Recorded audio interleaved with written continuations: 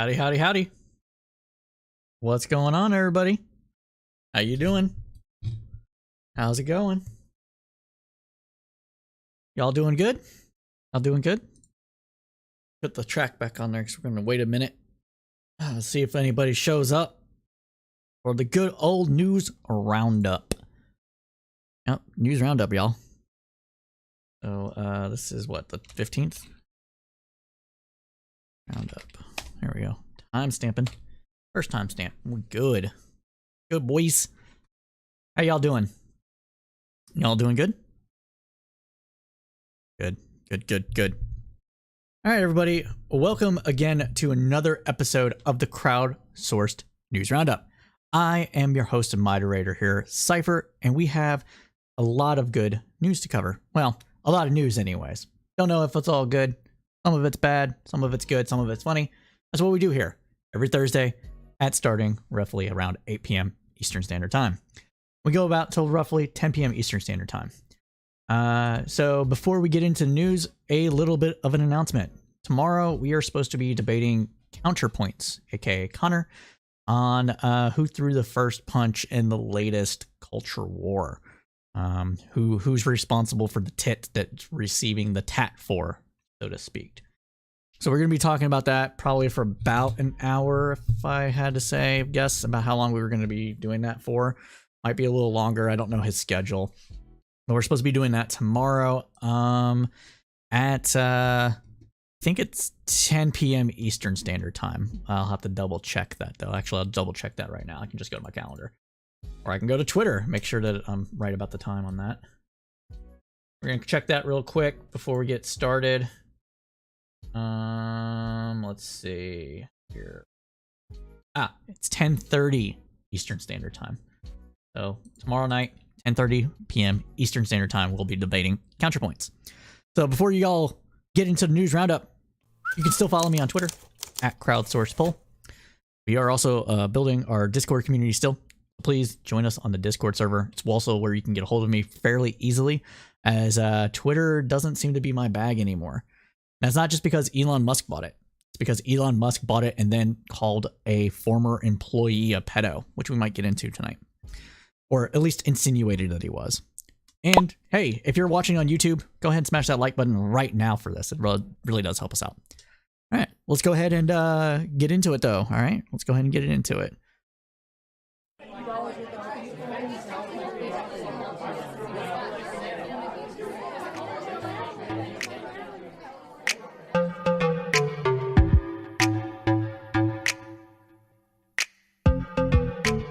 Wait a second.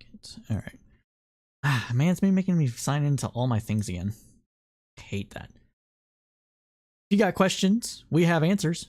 So all our news roundups are interactive. You can join us in the chat and you'll get your question answered and displayed on air. You can also join us on Discord. I'll be hanging out in the Discord in my Discord channel. Just in the regular Hangout channel. So yeah, if that's something you want to do, go ahead and we can do it. Do it. And before we get into it, let me double check these messages real quick. Oh, there's some breaking news coming out of Twitter as well. So we're going to have to definitely talk about the Elon Musk stuff. Because it's funny. Kind of sad. It's funny in a sad sort of way. Sad sort of way. Oh. Yeah, we're going to cover it. But let's get into the news roundup now. Let's get into it properly. Starting off with, like we always do, with the war in Ukraine. So, according to reports in from The Guardian and The Washington Post, the Ukrainian military said that it shot down 13 Iranian-made drones over Kyiv and the surrounding regions on Wednesday in Russia's first major drone assault on the capital in weeks. The strikes damaged 5 buildings, and authorities described the assault as a continuation of Russia's energy terror against the country.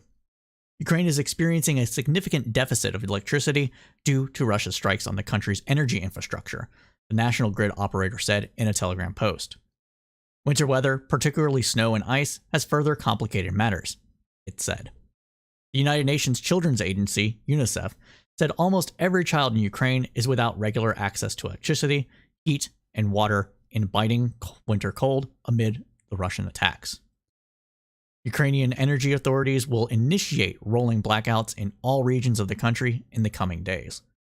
This is Putin's effort to make the winter suck for Ukraine in order to hopefully break their spirit and their will to fight. Whether that will actually happen or not is anybody's guess, but given how Putin has said that they're in it for the long haul and also looking to use the winter to reinforce or to do reinforcements and buttress areas that they've already captured, they're not expecting to be able to make any gains this winter either. So there is that. Now, there's also the fact that we have here the first Patriot missile being fired. Anyways, in this image, released by the U.S. Department of Defense, German soldiers fire the Patriot weapon system at the NATO missile firing installation in Chania, Greece, on November 8th of 2017. That's what this photo is. Now, why do we have this photo of the Patriot missile system on air right now? Well, that is because these bad boys are going to Ukraine. Now, Patriot is actually an acronym describing how its targeting system works for phased array targeting radar to intercept on target. The surface-to-air defense system will help Ukraine repel Russian aerial attacks. This is another significant step up by Washington to help Ukraine fight off the invading Russian forces. The Joint Direct Attack Munition, or JDAM, uses global positioning devices for precision and can be bolted to other weapon systems.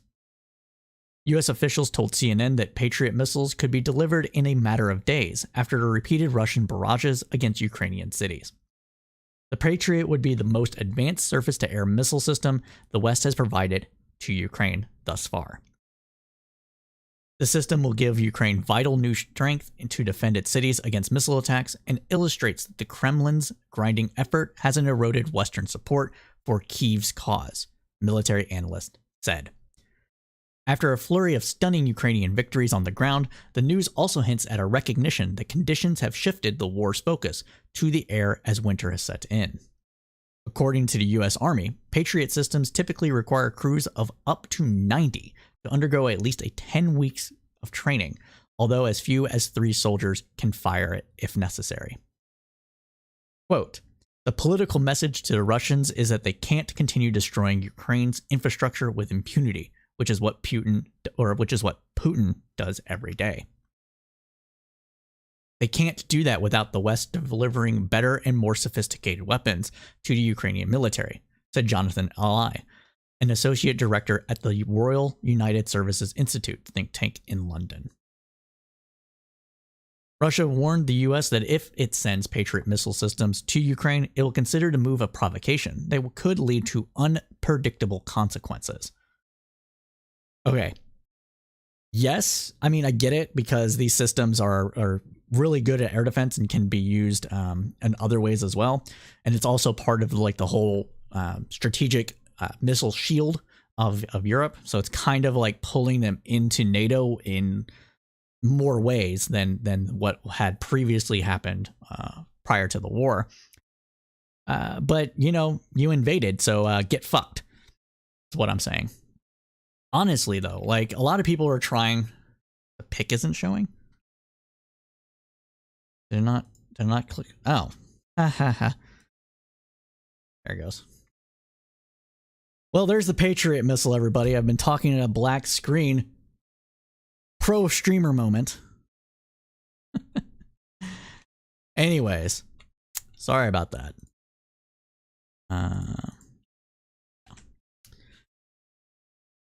Anyways, like I was saying, Russia's can get fucked, and there's a lot of people online saying that, you know, this is like a Western provocation, yada, yada, yada. No, you don't get to claim that stuff when you invade another country. I'm sorry. Like anybody that people try to do that when Iran helped out Shia militias in Iraq, and I was in the military. Of course they did. We were invaded Iraq. Iran has strategic stuff in Iraq. They're both Shia. They're both predominantly Shia countries. If they didn't provide help to the Shia militias, that would be weird. It's the same thing here. I don't know what everybody wants to say, man. Like, whatever. All right, let's go back over to the main camera. So military experts assess the risk of nuclear strike as small, and Pentagon officials have said that there is no evidence Russia is making preparations to carry one out. And me personally, I don't think even if Putin said deploy a tactical nuke or deploy the nukes, any of his generals would really follow that order. Because think about it. You're a major power that uses nuclear weapons on a country you invaded. Pretty sure that's going to make the entire world say, no. And what does Russia want? To be not imperialized. And that's the quickest way for it to get imperialized, by deploying nuclear weapons. It would give everybody permission to invade Russia if they used a nuclear weapon. Period. There should be no question about that at all. At all, dude. None.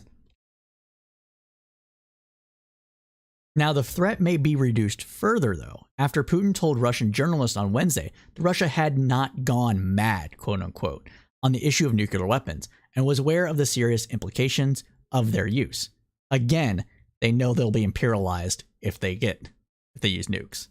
Quote, "We have these means. They are in more advanced and modern form than those of any other nuclear country. This is obvious," Putin said without ruling out that Russia would use a nuclear device. Continuing on, he stated, though, "But we are not going to brandish these weapons like a razor running around the world." End quote. The Washington Post also reported that the U.S. is planning to send electronic equipment that converts unguided and aerial munitions into smart bombs, allowing a high degree of accurate targeting. So that's interesting too. That's very interesting. Oh, yeah. Furthermore, Russia has shut down any proposal for a Christmas ceasefire in Ukraine, saying the topic is not on the agenda, according to Kremlin spokesman Dmitry Peskov. Ukraine's President Zelensky called on G7 leaders earlier this week to back a peace solution that would start with Russia withdrawing troops from Ukraine beginning this Christmas. So this is another push from Zelensky to make it so where Russia loses. Quote, "There is no calm on the front line," he added in an evening video address. And finally, Ukraine has liberated more than half the territories taken by Russia since Putin's 2022 invasion. Posting on Twitter, the UK Ministry of Defense said around 54% of the maximum amount of extra territory Russia seized since February of 24th had been taken back. It added Russia now controls around 18% of internationally recognized areas of Ukraine, including the Donbass and the Crimea regions under Russian control since 2014. This map, which we'll go over to now, illustrates where things stand as of today and is the latest defense intelligence update on the situation in Ukraine. So we can go over here. I'm going to turn off my camera for a second. Nope, that's the wrong one. Oops, almost turned off the wrong one. Camera.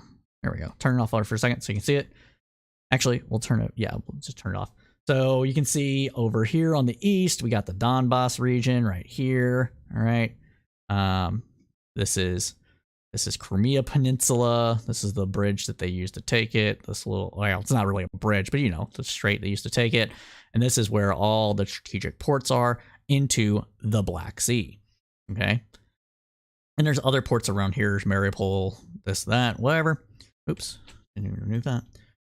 And this is the areas that Putin is in, right? Now, where is the... There isn't a color code? Okay. Oh, here it is. So Russia controls the pink areas, the pinkish areas, and the gradient of that is how much do they control.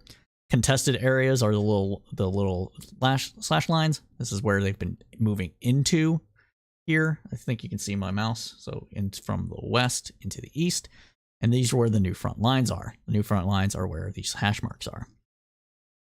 Likely access of advance is where they're expecting Russia to come into to provide reinforcements into the front lines in order to maintain territorial integrity of the land that they have taken.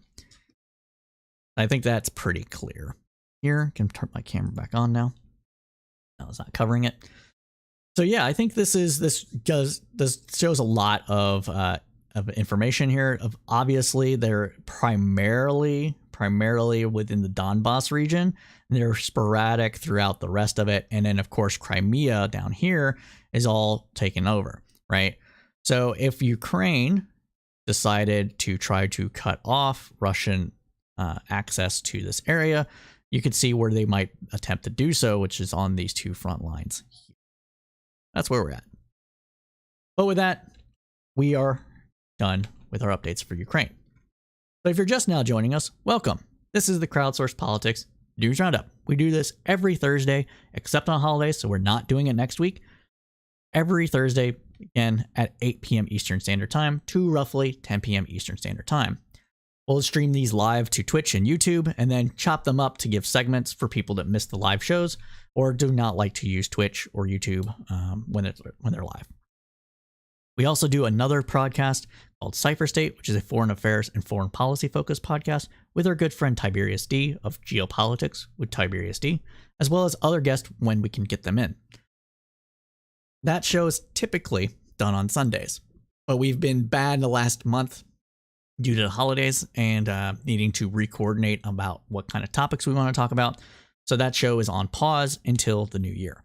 So we will not be doing that show for the rest of the year. So that show is on pause because it takes a lot of research to give you in-depth analysis about what's going on in the world. We want to give you history of why a conflict is being done. And in order to do that, we have to research all of the history. For example, we want to talk about Azerbaijan.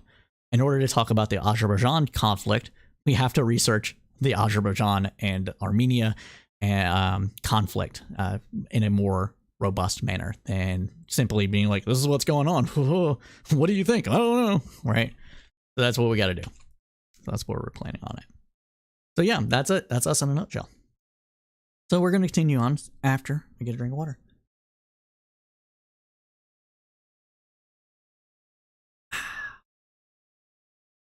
All right. Now we're going to move on to, Now we're going to move on to U.S. politics, starting up first with the House, Congress.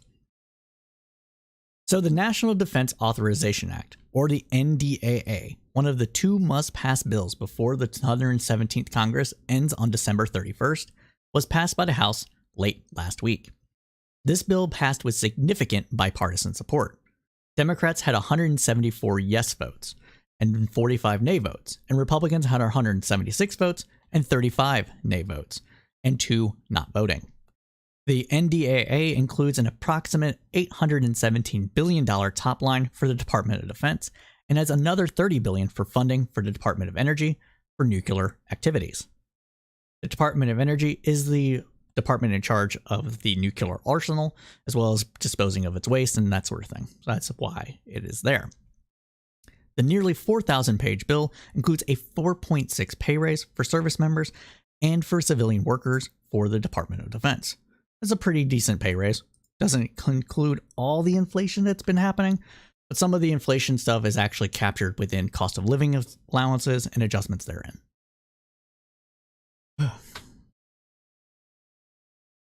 It also provides for equipment upgrades, new programs, new weapon programs, updated personnel policies, and expansion of the Federal Firefighters Fairness Act to firefighters in military and investments in let's reread that again. All right. It also provides for equipment upgrades, new programs, new weapons programs, updated personnel policies, and an expansion of the Federal Firefighters Fairness Act to firefighters in the military, and investments in both the American domestic semiconductor industry and in science and technology,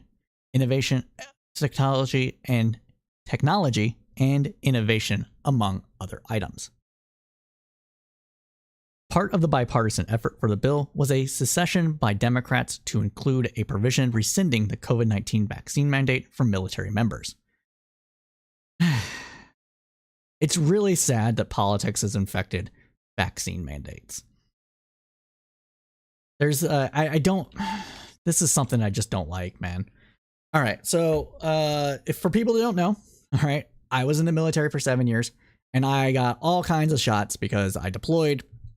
And one of those shots is the smallpox vaccine. And the smallpox vaccine has way more possible side effects at a higher rate than the COVID-19 vaccines, be it J&J or AstraZeneca or Moderna. Now, the smallpox vaccine, I don't know if you guys can see it. It's right here. Right, let's see.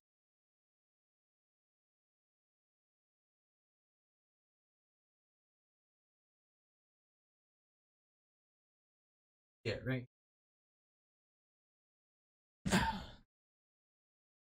That is the smallpox vaccine. And every person that deployed to Afghanistan had to get that. Every person that went to Korea had to get that because of the potential of smallpox exposure during a military exercise or a fight from possible North Korean aggression, and in Afghanistan, possible terrorist using a smallpox bomb or something like that, some sort of biological warfare. And no one batted an eye.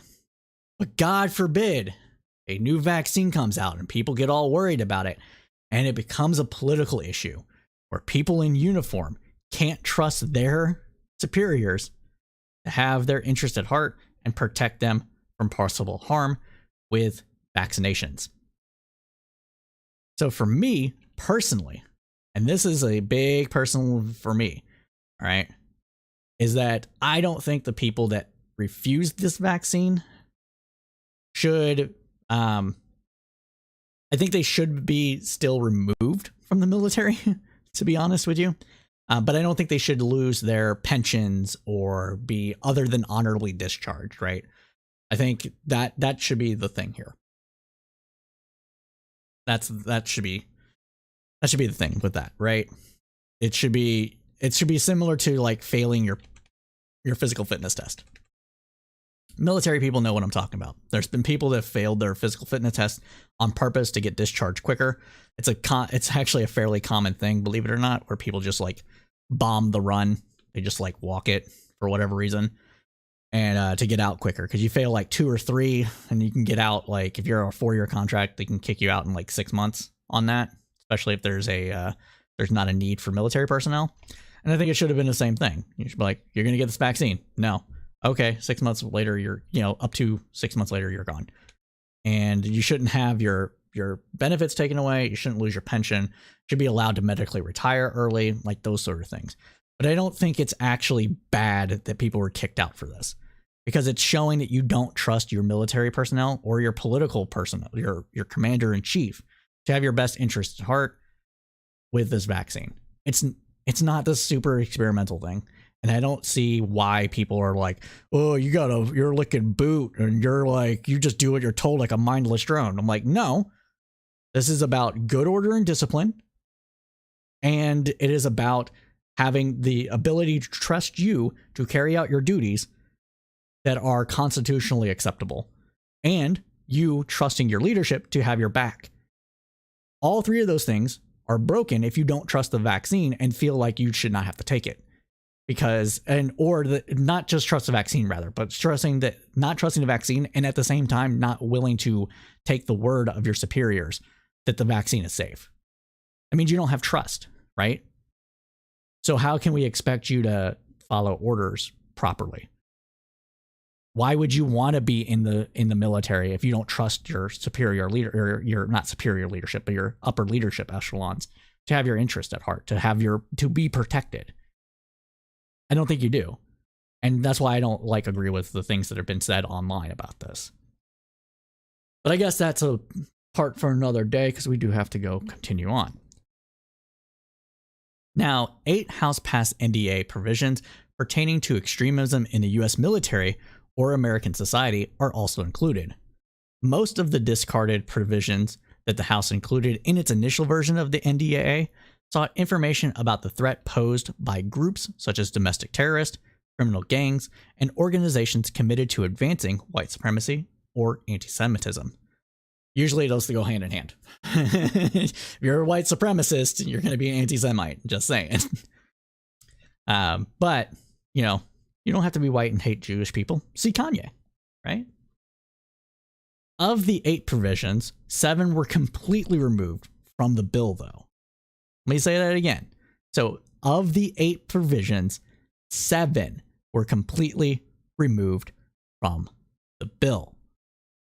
The other House passed provision, which requires a report, was reduced in scope so it would discuss only foreign threats, not homegrown ones. Gutted completely, probably because Republicans wouldn't have passed it without it.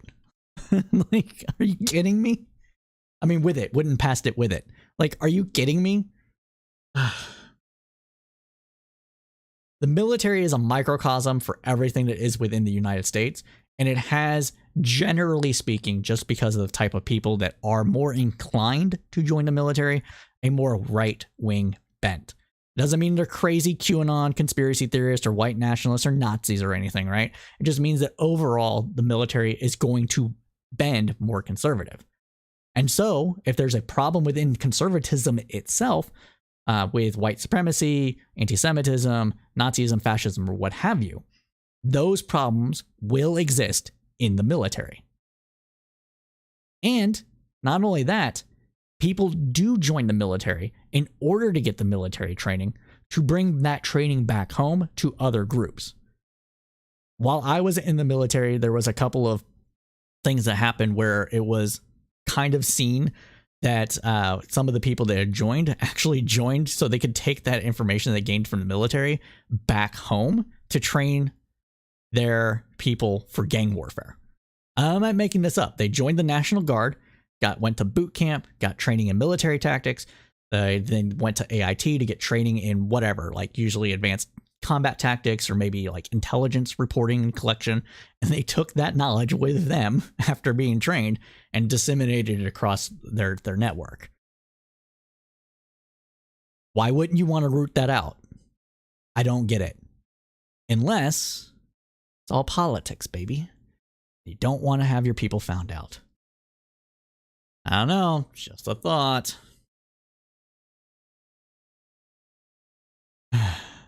With that said, the final bill added just one section related to domestic extremists. In that section is a requirement for the Director of National Intelligence to assess how social media posts are used in screening personnel, including for extremist ties. So in other words, they're going to come out with a public post and be like, hey, we found, we kick these people off of the recruitment line. You know, people come in, sign up for the military, and then there's like sometimes anywhere between like 3 months to a year, depending on which branch and MOS you do. MOS being the job you do in the military, because trainings are done in cycles, right? So you could wait a long time to get your cycle up. And they're going to report about what kind of things get people removed in that process. We're going to give away all the secrets, everybody. We're going to tell people how to avoid having your little extremist ass found out before you're able to join the military. That's wild.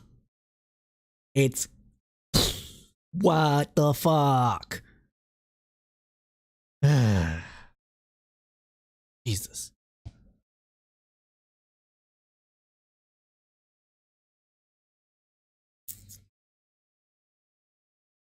Continuing on, though, the Senate blocked a critical bill to curb financial crime and corruption in the United States, a setback for what advocates have called the most significant reform to the country's anti-money laundering laws in 20 years.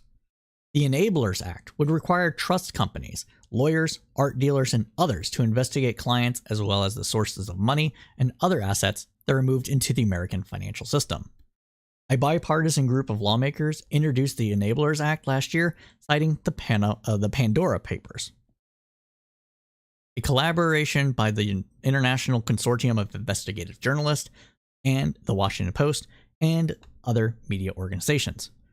Republican Senator Patrick Toomey, who was ranking member of the U.S. Senate Banking Committee, was behind the move to strike the bill from the NDAA. Because of course he was. They want you to, they don't want you to have to report your taxes to the IRS. They want you to keep more of your own money for whatever reason. But it's bullshit. That's not the reason why they're against these things. The reason they're against these things is because if you have people actually able to investigate where dark money is coming from, maybe some of that drug money is being laundered through the art dealer market, then it makes it easier to wash embezzled money, criminal money, etc. That's why they don't want it. They want people to be able to avoid their taxes, and they want their buddies to be able to slosh money through the financial system without getting caught. Continuing on, though, the Banking Committee plays an important role in advancing the Fuller Defense Bill to votes in Congress. Senator Toomey retired last year, and his seat was won by Democrat John Fetterman in Pennsylvania midterm election just last month. And the final version of the NDAA also does not include marijuana banking reform, a fact celebrated by Kentucky Republican Senate Minority Leader Mitch McConnell. Just as Republicans insisted, just as our service members deserved, this NDAA is not getting dragged down by unrelated liberal nonsense, McConnell said at the time. I mean, it isn't related to the military, but you're just a boomer, dude. Shut up. I just don't like the sticky icky.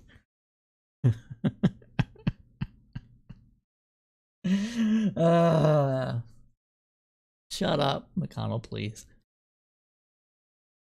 Senator Cory Booker, Democrat of New Jersey, blames McConnell's strong opposition for affecting Senate Republicans who are considering backing the marijuana banking reform. The reform would enable financial institutions to provide its services to legal marijuana businesses and also help those who are the most impacted by the war on drugs.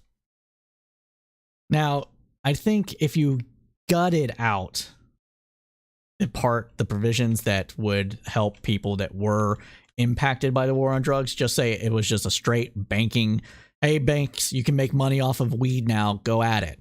It'd probably pass more easily, as sad as it is. It would. I 100% believe that. McConnell would still probably be against it because weed is evil. But it would pass. I think it would. There is slim hope now, though, of passing the bill as it stands as a standalone measure next year, because the Republicans will control the House, Democrats will have slightly more control in the Senate, but with a divided government, priority victories that are only going to be seen as like wins for the incumbent president going into 2024 are likely not going to be passed, which is why we call this a lame duck session. But that's that, right? That is that. Now, we have more to talk about here. We have the House sending a 1-week funding bill to the Senate. That is how broken our politics are. We have to kick the can down a road for a week to get a bill through the Congress to fund the government because people want to fuck around. So Reuters reported that the House passed today a stopgap 1-week extension for legislation to fund the government that was set to expire tomorrow. They couldn't come to a deal. They're going to fund the government for a week and hope to come to a deal within a week. Come on, dude. Why? Just fund the freaking government. Holy crap, you passed these bills. Fund the bills you passed. Get this ruling, this rule needs to be jettisoned from the congressional rules. It is ridiculous. Absolutely ridiculous. And it's even more ridiculous that this simple 1-week extension only passed the House with 224 votes, rather than passing with a full, robust vote of like both sides, because it's a deal they're trying to reach in the Senate. Only 9 Republicans joined all Democrats in voting for the measure. How? How?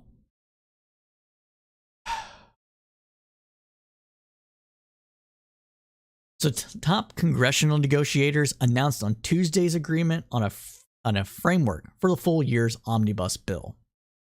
So they have a framework that they're supposed to pass by the end of the year. They were supposed to pass tomorrow, and they just have a framework done. Congress is dysfunctional. This is stupid. I am not one to say that a simple 50% of the votes, 51% of the votes, whatever, how you want to slice it, should get every single bill to pass. I'm not one of those people that are like, get rid of the filibuster, get rid of all these rules about everything. I don't like the filibuster, but I don't like it because it's way too easy for anybody to filibust anything or to bust anything. I don't dislike the idea of needing more votes to pass things, but I don't think it should be 60 votes. I don't think you should be able to just file a motion. I think it should be like coordinated effort. Like it should take time, effort to do. And you really should have to talk the whole time. Simply filing a motion is nothing. It's nothing. But when it comes to funding the government for bills that have already passed, just get rid of that rule. You passed a measure to fund the government, or the debt ceiling is what I'm talking about, right? Our government is currently on, running, should just continue to run at its current level without having to go through all this nonsense. Now, those same negotiators didn't reveal the amount of money they had agreed on, though it is expected to exceed last year's $1.5 trillion. Richard Shelby, the top Senate Republican negotiator, said the package should be finished by December 23rd. So, well, you got a week. You got a week. Funding it till the 23rd. Stupid. So dumb. So stupid. Now, for his part, Senator Minority Leader Mitch McConnell confirmed, though, that his support for passing the bill's funding bill. Let's reslide that. So for his part, Senator Minority Leader Mitch McConnell confirmed that he supports passing the bill before the end of the year. Some House Republicans objected to a full year bill, saying they would prefer to vote on funding the government early next year when they take a majority control of the chamber and will have more power to slash domestic spending. Domestic spending, meaning everything but the military. How can you be the party for workers, by workers, for the people, be populist when you're trying to gut domestic spending? I don't think you can. Man, oh man, oh man. Wild, dude.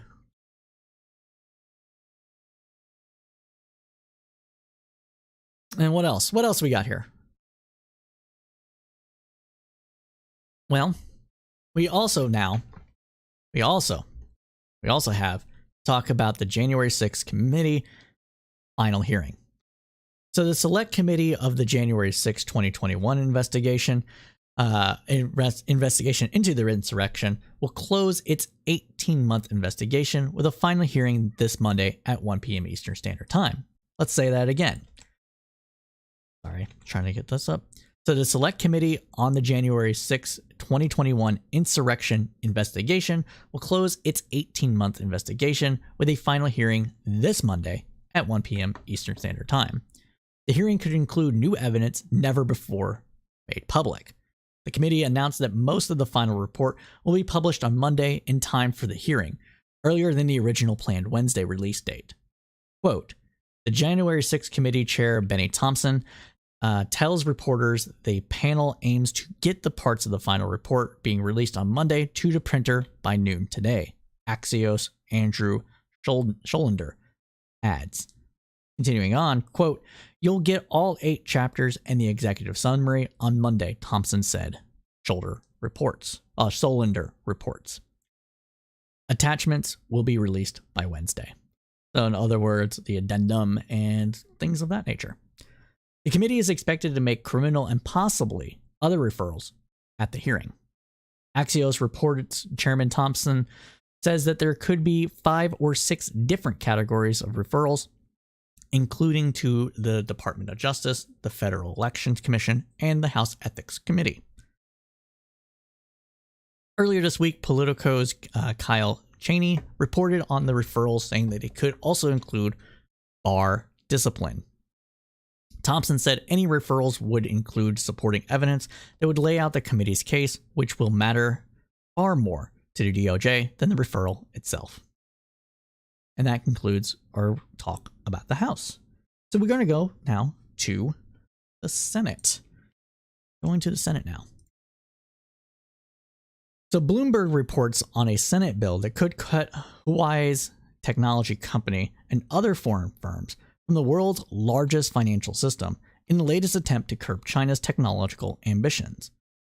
The Senate bill would ban U.S. companies from participating in significant transactions with foreign firms that produce 5G technology and engage in industrial espionage. Now, this 5G technology thing about it, while I understand the concern with Huawei, because you can suck up a lot of information from 5G signals and telecommunications in general, I think that should be a little less of the focus than the one that is actually about espionage.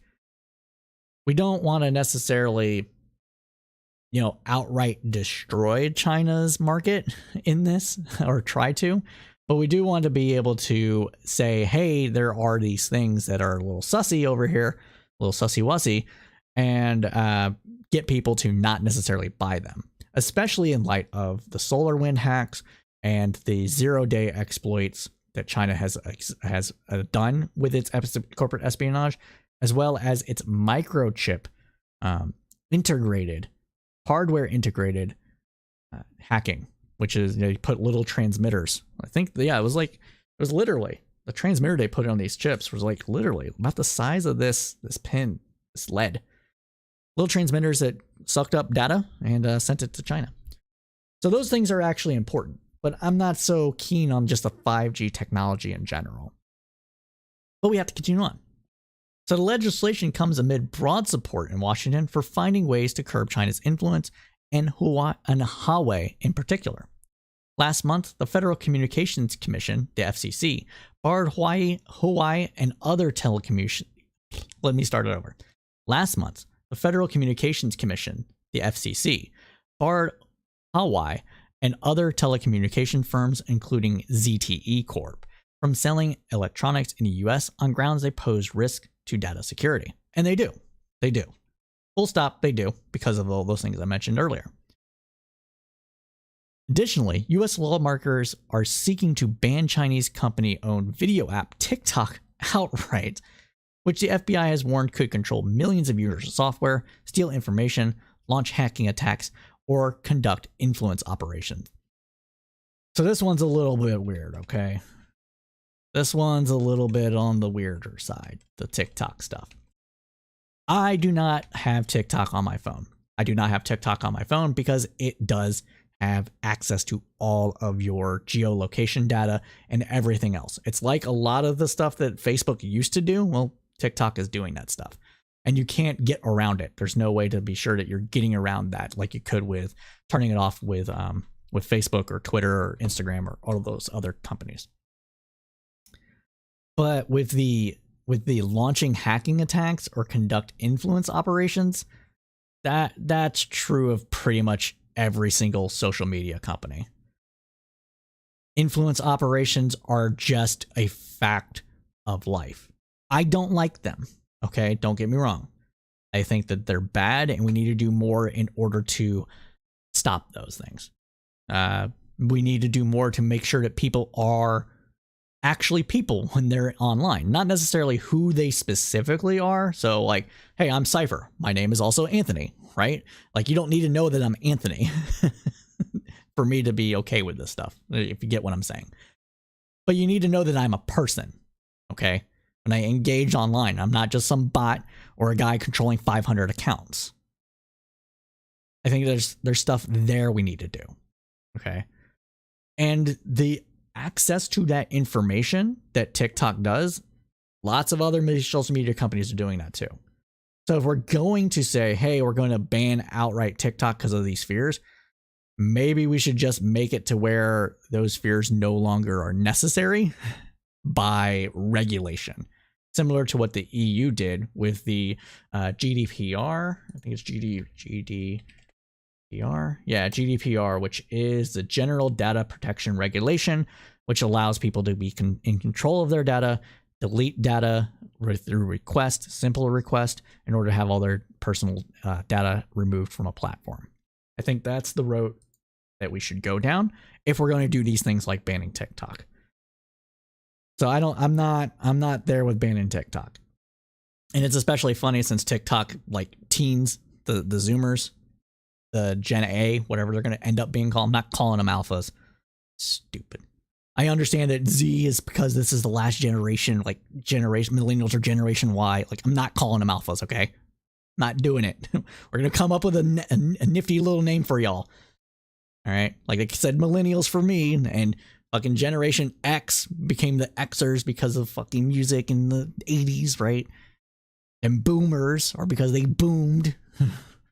Silent generation because of their World War, and greatest generation because of World War II. Silent generation because of the Great Depression. Like, we're going to come up with a name with y'all. Not calling y'all alphas. I'm just saying. Not doing it.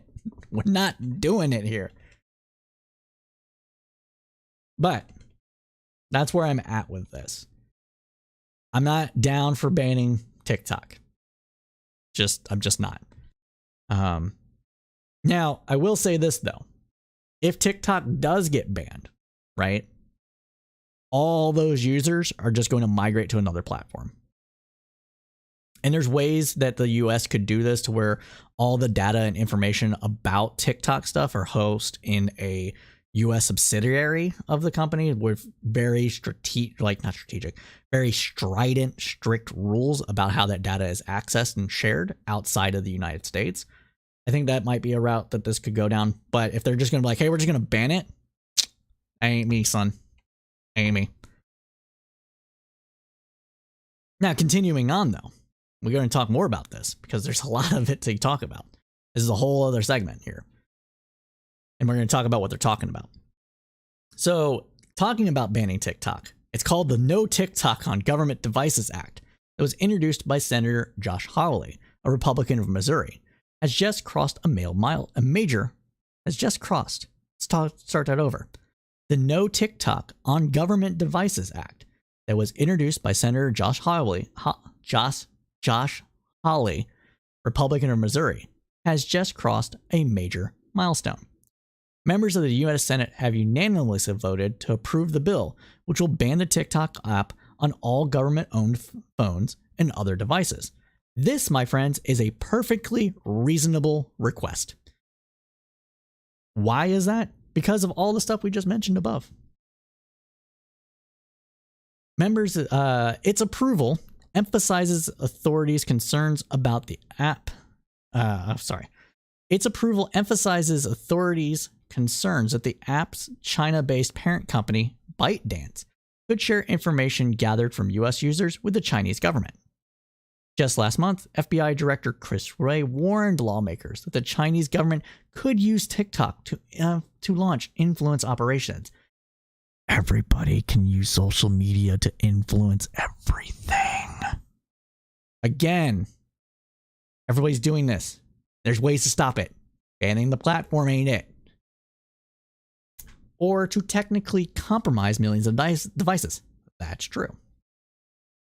While the bill aims to prohibit the installation of TikTok on government devices, it carves out exceptions for law enforcement activities, national security interests, and activities and security researchers, according to Bloomberg, which makes sense. You got to have access to the device to investigate things that are happening on it, you know. So Hawley called the app a Trojan horse for the Chinese Communist Party.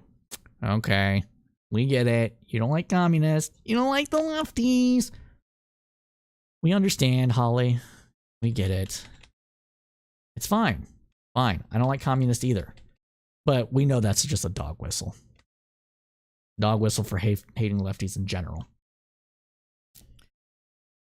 And he said it had no place on government devices until it completely cuts ties with China. I mean, that's fair, though. 100% fair. Meanwhile, TikTok spokesman Brooke O'Bear. Meanwhile, TikTok spokesman Brooke O'Bedwetter told Bloomberg that Hawley's, quote, has moved forward with a proposal which does nothing to advance U.S. national security interest. Oberwetter added, quote, we hope that rather than continuing down that road, he will urge the administration to move forward on an agreement that would actually address his concerns. Just a few days ago, Senator Marco Rubio, Republican of Florida, and Wisconsin Republican Representative Mike Gallagher filed a separate bill that aims to ban TikTok in the U.S. completely. Unlike Hawley's bill, there also targets all social media companies in or influenced by China, Russia, Cuba, Iran, North Korea, and Venezuela, the new axis of evil. You're either with us or against us. Does that mean that it would ban Telegram too? Ooh. Okay, I might be able to get on board on this one. Oh man. That's a little joke. I'm not here for banning platforms. The reason I said I could get on board for that one is because if it includes Telegram, it means all the right wingers have to find a new platform.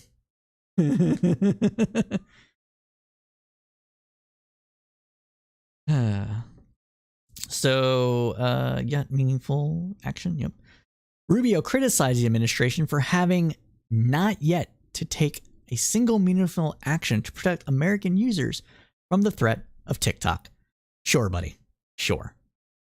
Individual states, including Maryland and South Dakota, have already prohibited the installation of TikTok on government devices. Again, fair. Government, do you. Just don't tell me I can't use my stuff. Which I don't. I don't have TikTok installed on my phone. Just saying. I have these concerns too, and that's why I don't have it on my phone. But I'm not one to say other people can't have it on their phone just because we're doing a little bit of what? Oh Jesus, Scienophilia. What is it? Phobia? It's Chinese phobia. What's it? Sinophobia? I think that's what it is. Sinophobia. Yeah, Sinophobia, which is anti-Chinese phobic. Sinophobia.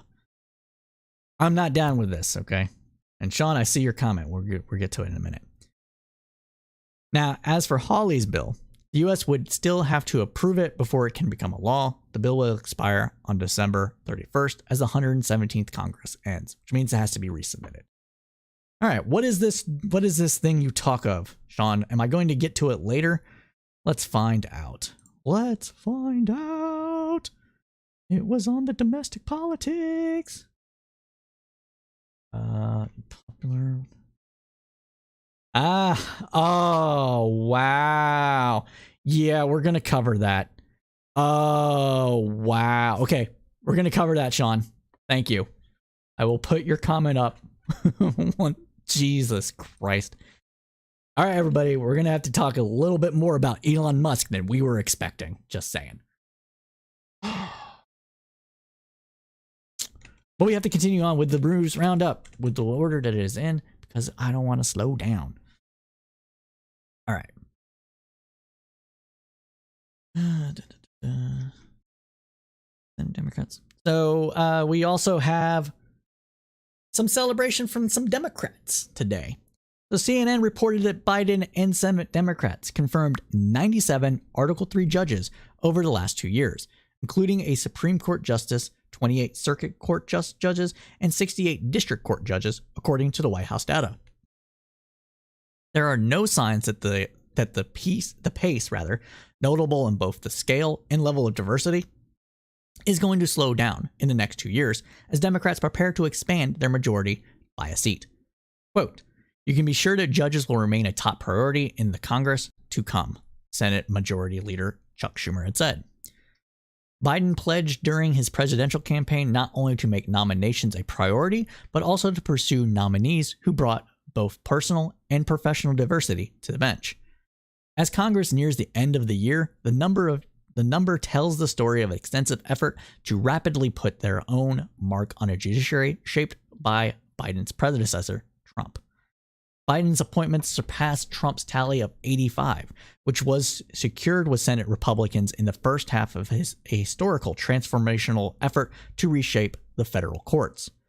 Biden's confirmation effort surpasses former President Barack Obama's first 2 years by 35 judges.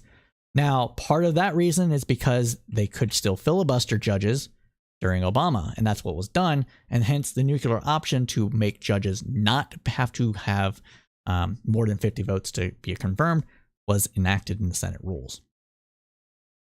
Continuing on, beyond the overall number, the nominees selected by Biden and shepherded through the chamber by Schumer, a New York Democrat, and Senate Judiciary Committee Chairman Richard Durbin of Illinois, also reflects a commitment to rethink the profile of those considered for high-profile positions. Biden's confirmations include more judges with experience as public defenders. That's huge. It is really, really big. District attorneys have certain biases. They tend to want the system to work a certain way, and public defenders tend to want it to work a little differently, because public defenders are more likely to see the system's inequities up close and personal due to the sheer level and volume of cases they have to see under their belts. And so maybe they'll rule differently when it comes to issues such as whether or not due process was followed correctly, whether or not they had adequate counsel as well. That's a big one. That's a big one. Huge.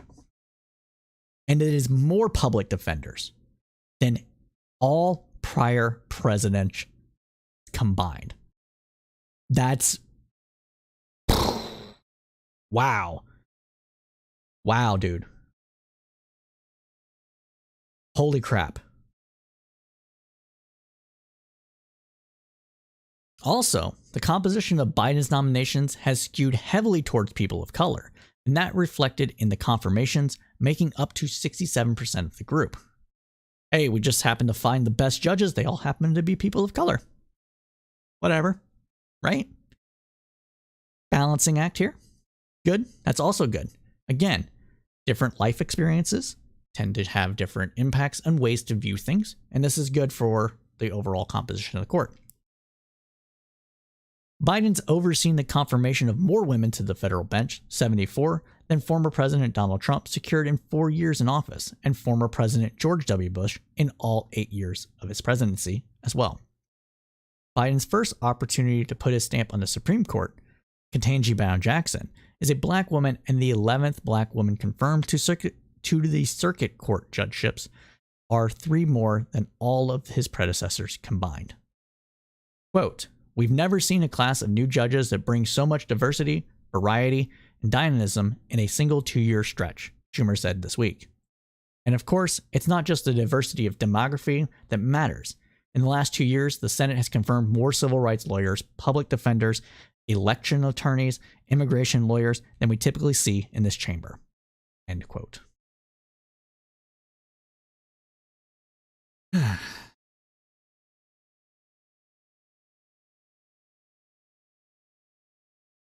Now, with some more U.S. direct politics, talking about the Biden administration. And Biden widening a ban on the sale of military and surveillance tech to China. Hey man, we're taking on China. It's going to be more of this. Expect more of this stuff. 100%. Expect a lot more bills targeting directly China's ability to buy technology and invest in technology with American finance. Let's talk about it. According to the Washington Post, the Biden administration doubled down today on its high-tech containment of China, expanding a ban on commercial exports of advanced U.S. technology that it said aids Beijing's military and hypersonic programs and enables human rights violations. The enabling of human rights violations isn't the primary reason here. It's a secondary reason. It's a reason that matters. Don't get me wrong, it matters. The primary here is to contain China's ambitions militarily and to ensure American comparative advantage in the South China Sea. That's the primary reason. Don't let everybody tell you otherwise. So the addition of some 36 Chinese companies to a U.S. export blacklist, including one of the country's largest chip makers, follows the Commerce Department's crackdown in October on the sale of advanced semiconductor chips to China for the use in artificial intelligence and supercomputers. Again, trying to maintain a comparative advantage here. The administration also The administration also blacklisted a company that facilitated sales of U.S. technology to military institutes involved in China's hypersonic and missile programs. The move comes a month after President Biden and Chinese President Xi Jinping met in Bali and start to put a floor under the downward spiraling relationship. Beijing has accused the administration of, quote, abusing export controls to wantonly blockade and hobble Chinese enterprise and to maintain its sci-fi hegemony. Pretty accurate, honestly. It's pretty accurate, honestly. All but one, which is a Chinese subsidiary located in Japan, are in China.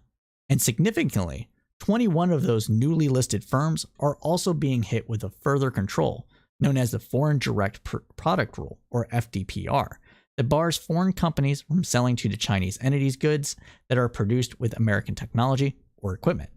Let's repeat that again. The FDPR bars foreign companies from selling to the Chinese entities goods that are produced with American technology or equipment. In other words, the good stuff. For China's response, though, has filed a dispute over chip-related trade restrictions this week with the World Trade Organization. The administration took aim at a number of research labs that work on aerospace and missile technology, including Beijing's HiFar Technologies, a military technology supplier. The Post reported resold U.S. aerospace software to a top Chinese military missile group. Let's reread that. Sorry. So the administration took aim at a number of research labs that work on aerospace and missile technology, including Beijing HiFar Technologies, a military technology supplier. The Post reported resold U.S. aerospace software to a top Chinese missile group. The group was instrumental in the design of China's 2021 hypersonic missile test, according to two Chinese military scientists familiar with the program. The test alarmed U.S. military and intelligence officials. It was part of a broader strategic and nuclear weapons buildup. The Pentagon recently warned that China conducted more ballistic missile tests last year than the rest of the world combined and is on course to process 1,500 nuclear weapons within the next decade. Commerce also blacklisted a Chinese firm that it says facilitated the illegal export of U.S. electronics to Iran to build drones and missile systems. Again, these things are bad, right? We have certain military strategic things, we have certain morality things, we have certain geopolitical things, and all these things that China's done is against all those things that we are aligned with. So these are things that the U.S. is just going to continue to do. If this is something you don't want to see the U.S. to continue to do, you're going to have to vote for people that are against it. Okay? Just saying, oh, raw, and protesting and stuff's not going to do anything. Might have to run for office too, honestly. There's not much coalesce around let's protect China's ability to make weapons here. And also American jobs, man. Like preventing these things from being done in China might protect American jobs too. So these are all kind of things that are happening around geopolitics. And you should check out more of it. Check out Cypher State. Shameless plug. For its part, Russian military has also been using Iranian-made drones to attack Ukraine, according to US and Ukrainian officials. The administration added 9 Russian parties to the export blacklist after they didn't fully submit to US government inspections. And it slapped the FDPR on 2 Chinese firms that were blacklisted in 2018 for supporting Russia's military since the imposition of export controls earlier this year. Quote, this clearly showcases that the United States is getting more comfortable with more liberal usage of the FDPR, said Riva Gojan, a director with the Rohinium Group research firm. Continuing on, he stated, quote, "It's also a signal to partners that the U.S. is willing to apply those extra territorial measures if necessary." So that's big. That's really big. These are not just simple things that are happening, okay? All of these are bigger pieces to the geopolitical puzzle.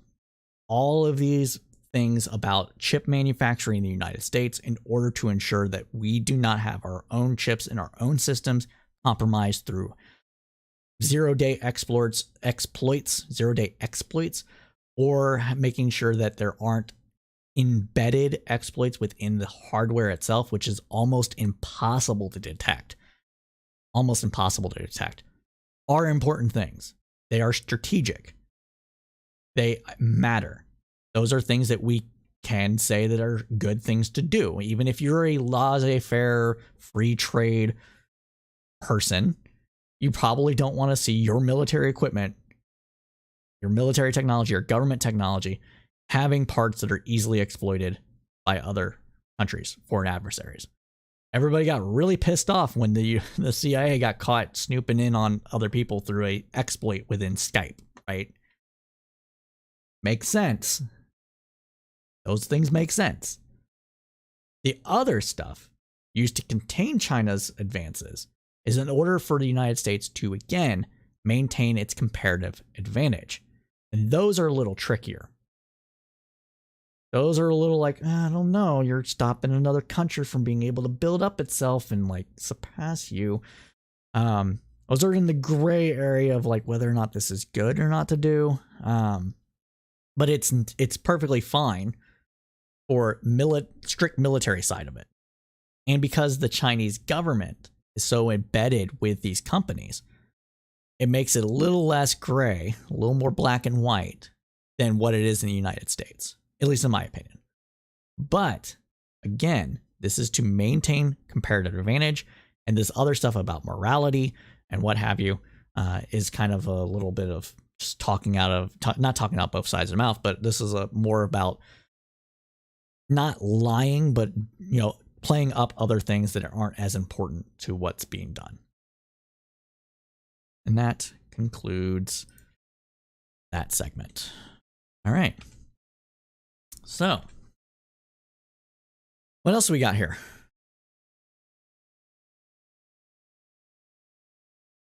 All right, what else we got? Oh, this one's a good one. So, Biden also met today with African nations. According to reporting from Reuters, President Joe Biden announced an agreement aimed at bolstering trade ties between the United States and various African countries after years in which the continent took a backseat to other U.S. priorities. Quote, "The United States is all in on Africa's future," Biden told African leaders attending a 3-day summit in Washington. Biden's remarks and the summit aim to show that the United States is a better partner for Africa than China, which has sought to expand its influence by funding infrastructure projects in Africa and elsewhere. Belt and Road Initiative, building up highways, ports, etc., giving favorable loans, cheap labor, know-how. These are things that China has been doing. China has not necessarily been trading these for military bases like the US would do. So that's why China is actually getting in on Africa pretty well. Excuse me.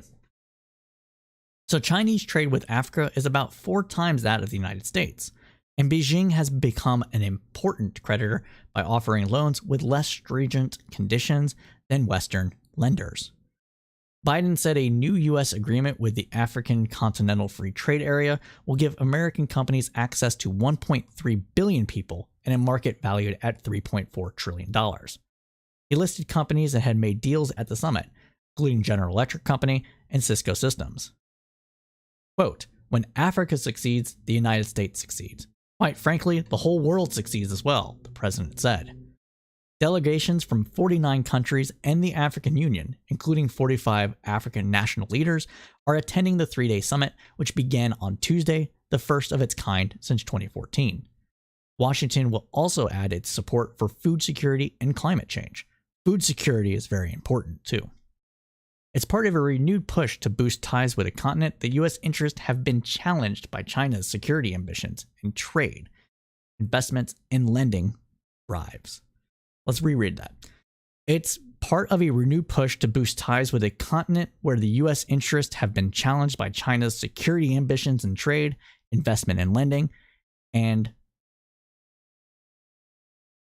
sorry. I gotta reread that again. Sorry, y'all. It's part of a renewed push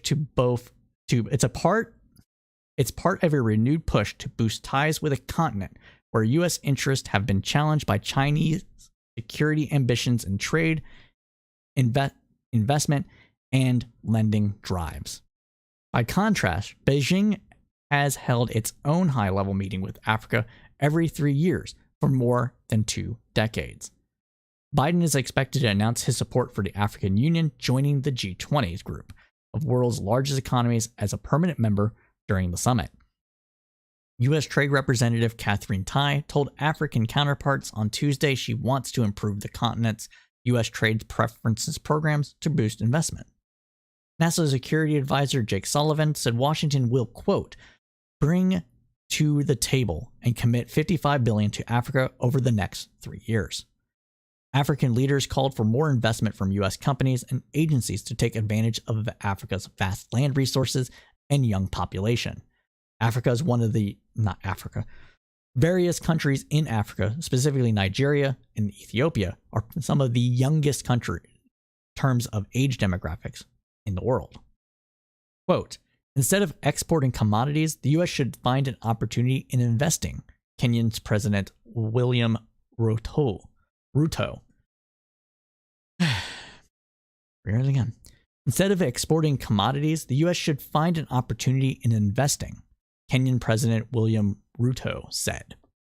Continuing on, they have the machinery, they have the know-how, so they can produce for the African continent in Africa. Ruto cited projections that the African agribusiness sector will more than triple to $1 trillion by 2030 and said U.S. capital can help solve the continent's physical infrastructure deficit to unlock the growth. And part of the reason why this is being focused so much on agribusiness isn't because the United States is like the breadbasket of the world or anything and we have the most technology for that or whatever. It's because a lot of food insecurity in the world is within the African continent, and that is due to lack of being able to produce as much as they could if they had better technology for it, but also because of the terrain and droughts and everything that plague parts of Africa just in general due to its position in the world, physical position in the world.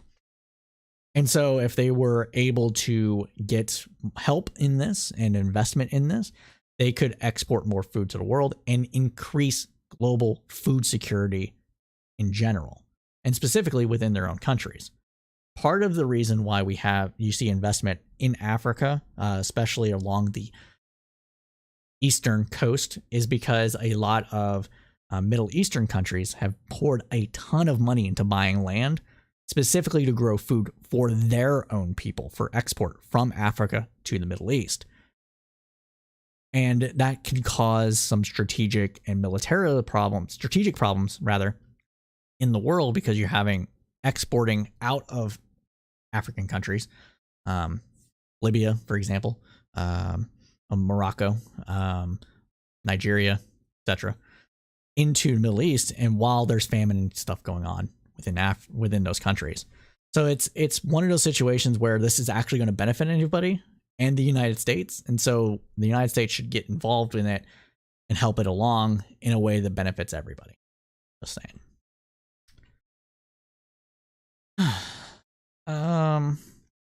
So we have a video that we can play for y'all, but we're actually pretty far behind, maybe. No, actually, we're not that far behind. We can play it. All right. And finally, last up on Biden administration stuff is that Biden signed the Respect for Marriage Act. CBS News reported President Joe Biden signed into law Tuesday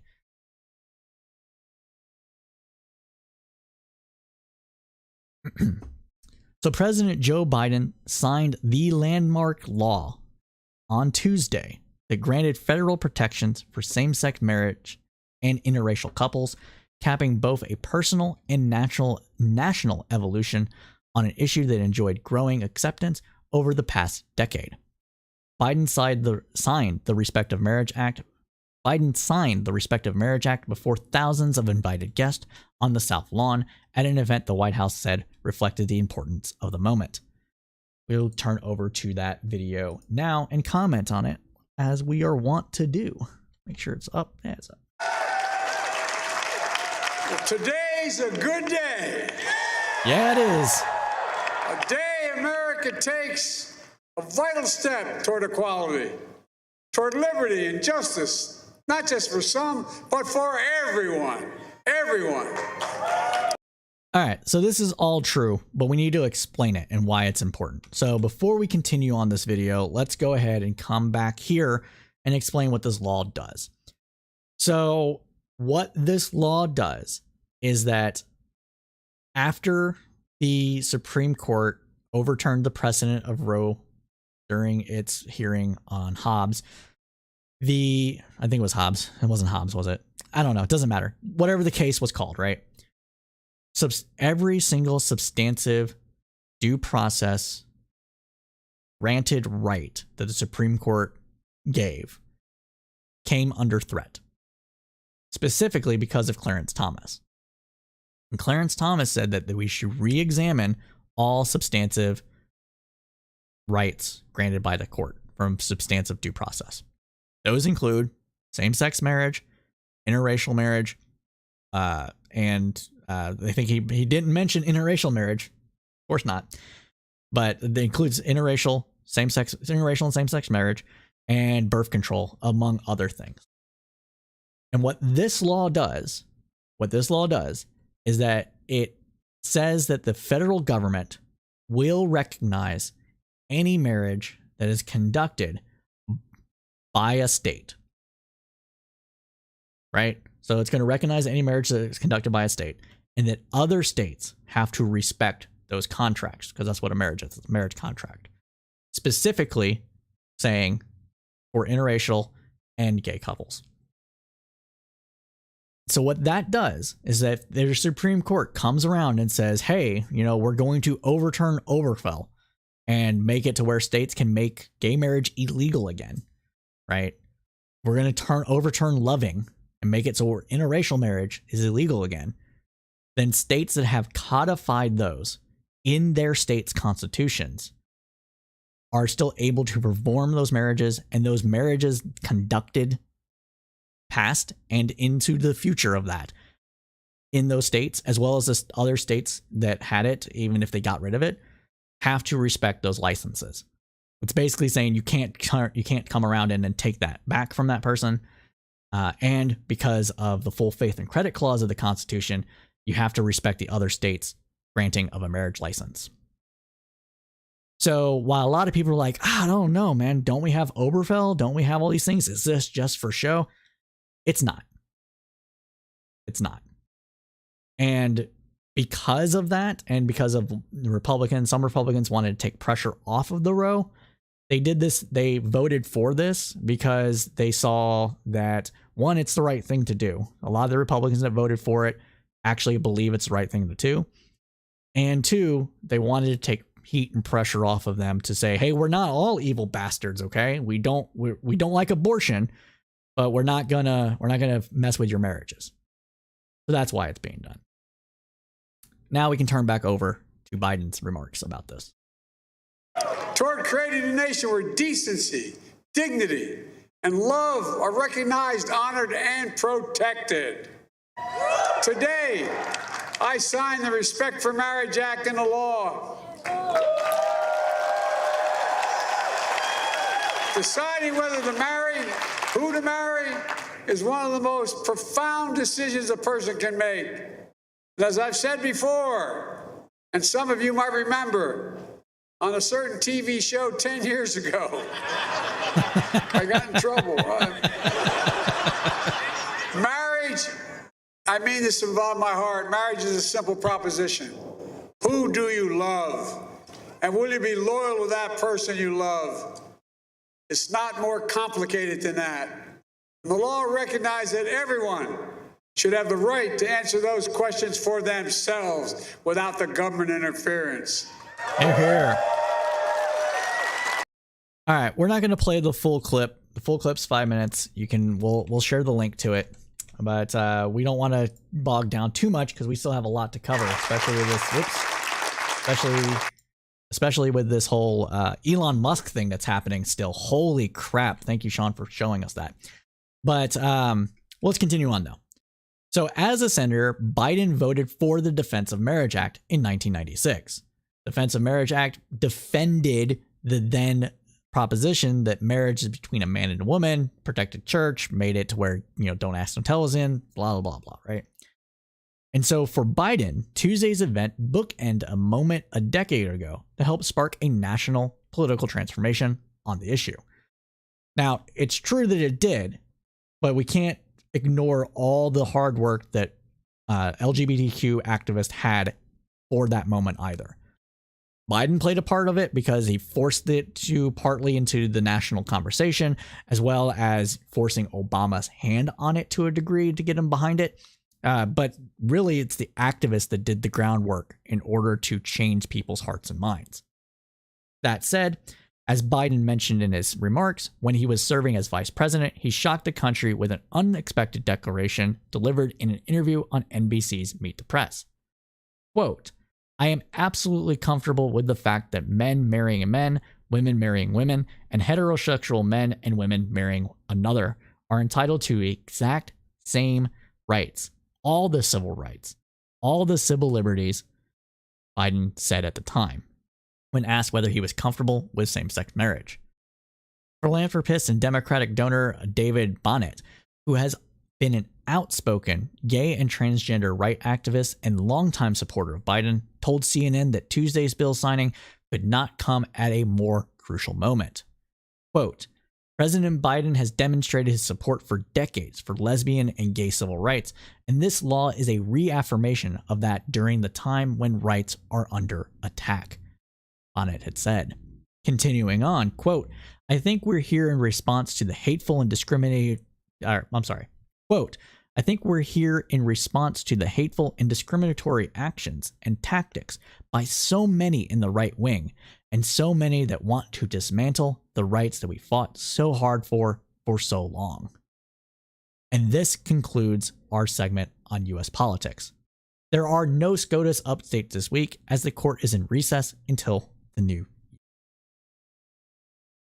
year.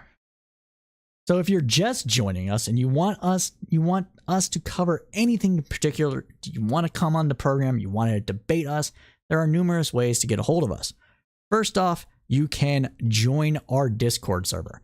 We're building up the Discord server. It is where we hold our debates because it's easier to have a single place that's already working that we control to have debates. So that's where we have all our debates at. You can also find me still on Twitter. You know what? There's not going to be. We're getting rid of Twitter.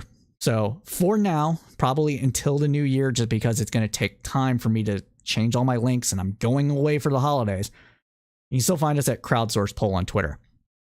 But with this stuff that Elon Musk is doing, that's probably going away. So we'll find another thing for the Tweety Bird, probably a Mastodon server for microblogging. You can also join us on Facebook.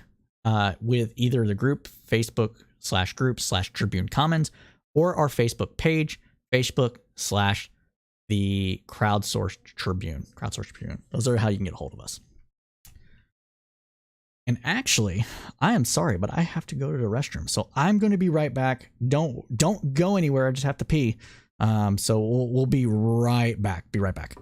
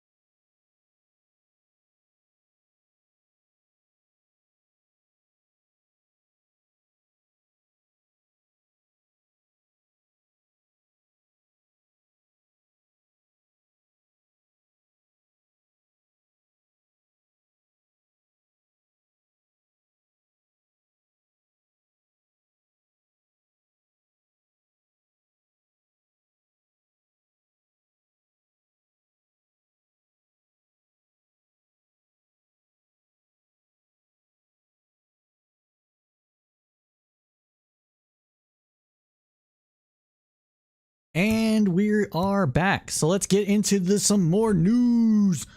News. Anyways, so let's get into it.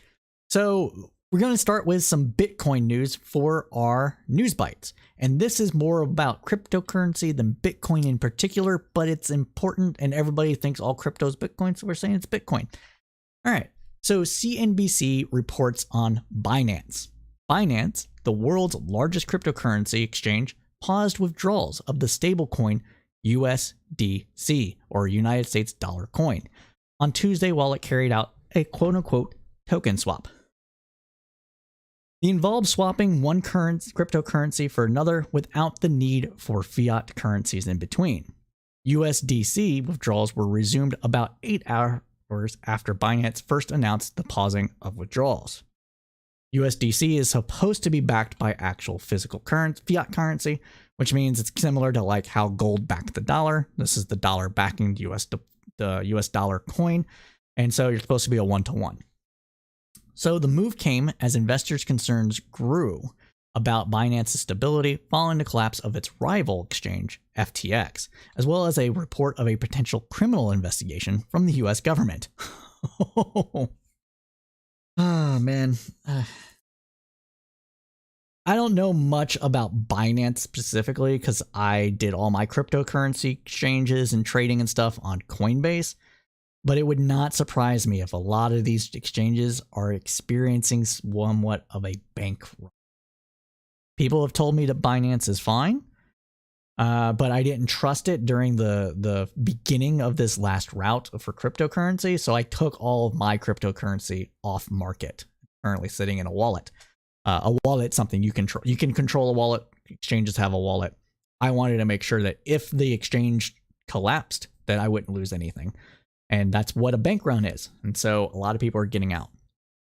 But we're going to continue on, though. So Changpeng Zhao, CEO of Binance, tweeted that the exchange is seeing an increase in withdrawals of USDC, a cryptocurrency known as a stablecoin, because it is pegged one-to-one with the US dollar. Other stablecoins, not so much, but USDC is supposed to be backed by a dollar. So USDC is used by investors to trade in and out of different cryptocurrencies without the need to move money back into US dollar, and therefore potentially avoiding some transaction taxes and the transaction friction of sending money to a bank, waiting for it to arrive, and then sending that money that you got in your bank back into the exchange. So it's supposed to help with some of the friction there. Similar to like if I gave you $1 and you gave me $1, like that's just an equal exchange, but we wrote each other a check and that's going to take time. Does that make sense? Where were we? Okay. So if traders are withdrawing USDC from Binance, it could be to move it onto another platform. Zhao said that any transfers into USDC from the stablecoin known as PAX, as well as Binance's own BUSD, or Binance US dollar, require routing through a bank based in New York, which is not yet open. Curious. The suggestion from Zhao is that users are looking to convert their PAX and BUSD into USDC in order to withdraw their funds from Binance. In other words, people are losing faith in Binance In other words, people are losing their faith in Binance to honor those other coins for a direct swap into US dollars or into other cryptocurrency. Because FTC had its own coin, similar, that it used internally for trades in and out of coins. And we all know what happened to FTC. The guy is arrested right now, or FTX rather, FTX. SFB, Salmon Bankman, SBF rather, Salmon Bankman-Fried, is currently being extradited or has been extradited to US, charges of embezzlement basically and fraud. So yeah, they're worried that Binance is under a similar thing. So a token swap could be a way for Binance to get more USDC quickly while the banks are closed in order to resume withdrawals for customers. Zhao said users could still withdraw other stablecoins, including BUSD and Tether. Deposits are not affected, he said. Tether is another stablecoin. It's tethered to the US dollar. Tether had its own problems a while ago. For a system that's supposed to rely on being trustless, it still requires a lot of trust in these things. We're going to talk a little bit about crypto after this. I'm going to explain some things to people because a lot of people are like, crypto is all bad. And I'm like, no, not necessarily, but it's all a little scummy. We'll talk about it a little bit, though. So it's not normally good news when a crypto firm has to pause withdrawals. In the summer, crypto firms, including lender Celsius, had to pause withdrawals before ultimately filing for bankruptcy. There is no indication of any such trouble, though, for Binance. Over the course of 24 hours, Binance saw $1.6 billion of outflows from its platform, according to a tweet from crypto data company Nansen, published earlier Tuesday. Binance has more than $60 billion of assets on its platform, Nansen said. Investors have called for more transparency from Binance's business. Last month, the company issued a proof of reserve in which it claims to have a reserve ratio of 101%. That means it has enough assets to cover customers' deposits. But critics have said that the proof of reserves have not gone far enough to give assurances of Binance's collateral. Mazars, the auditing firm Binance used for its proof of reserves, said in a 5-page report that the company does, quote, not express an opinion or an insurance conclusion. Investors are also keeping tabs on reports from Reuters. The U.S. Department of Justice prosecutors are delaying the conclusion of a criminal investigation into Binance. This should be more proof, all right? All those little rumors that you heard about cryptocurrency exchanges being used to smuggle money in for Democrats to not be true. Simon Bankman-Fried, SBF, has gotten arrested.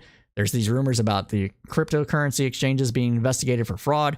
If they were all giant money embezzlement laundering schemes for Democrats, do you think a Democratic freaking Department of Justice would be going after this? The SEC would be going after this? I don't think so. For its part, Reuters is citing 4 people familiar with the matter, reported that the investigation is focused on Binance's compliance with anti-money laundering laws. Binance responded, Jesus Christ. Binance responded saying, quote, Reuters has it wrong again.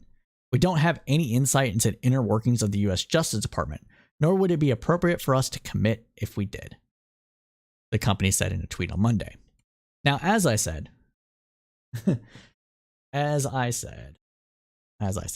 I'll be talking about this.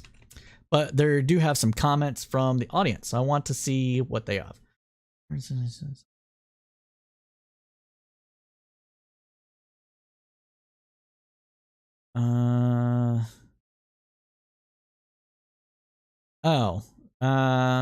I'm not actually understanding you. Okay, so what? So once Binance put Doge and other shitty coins on, good comment.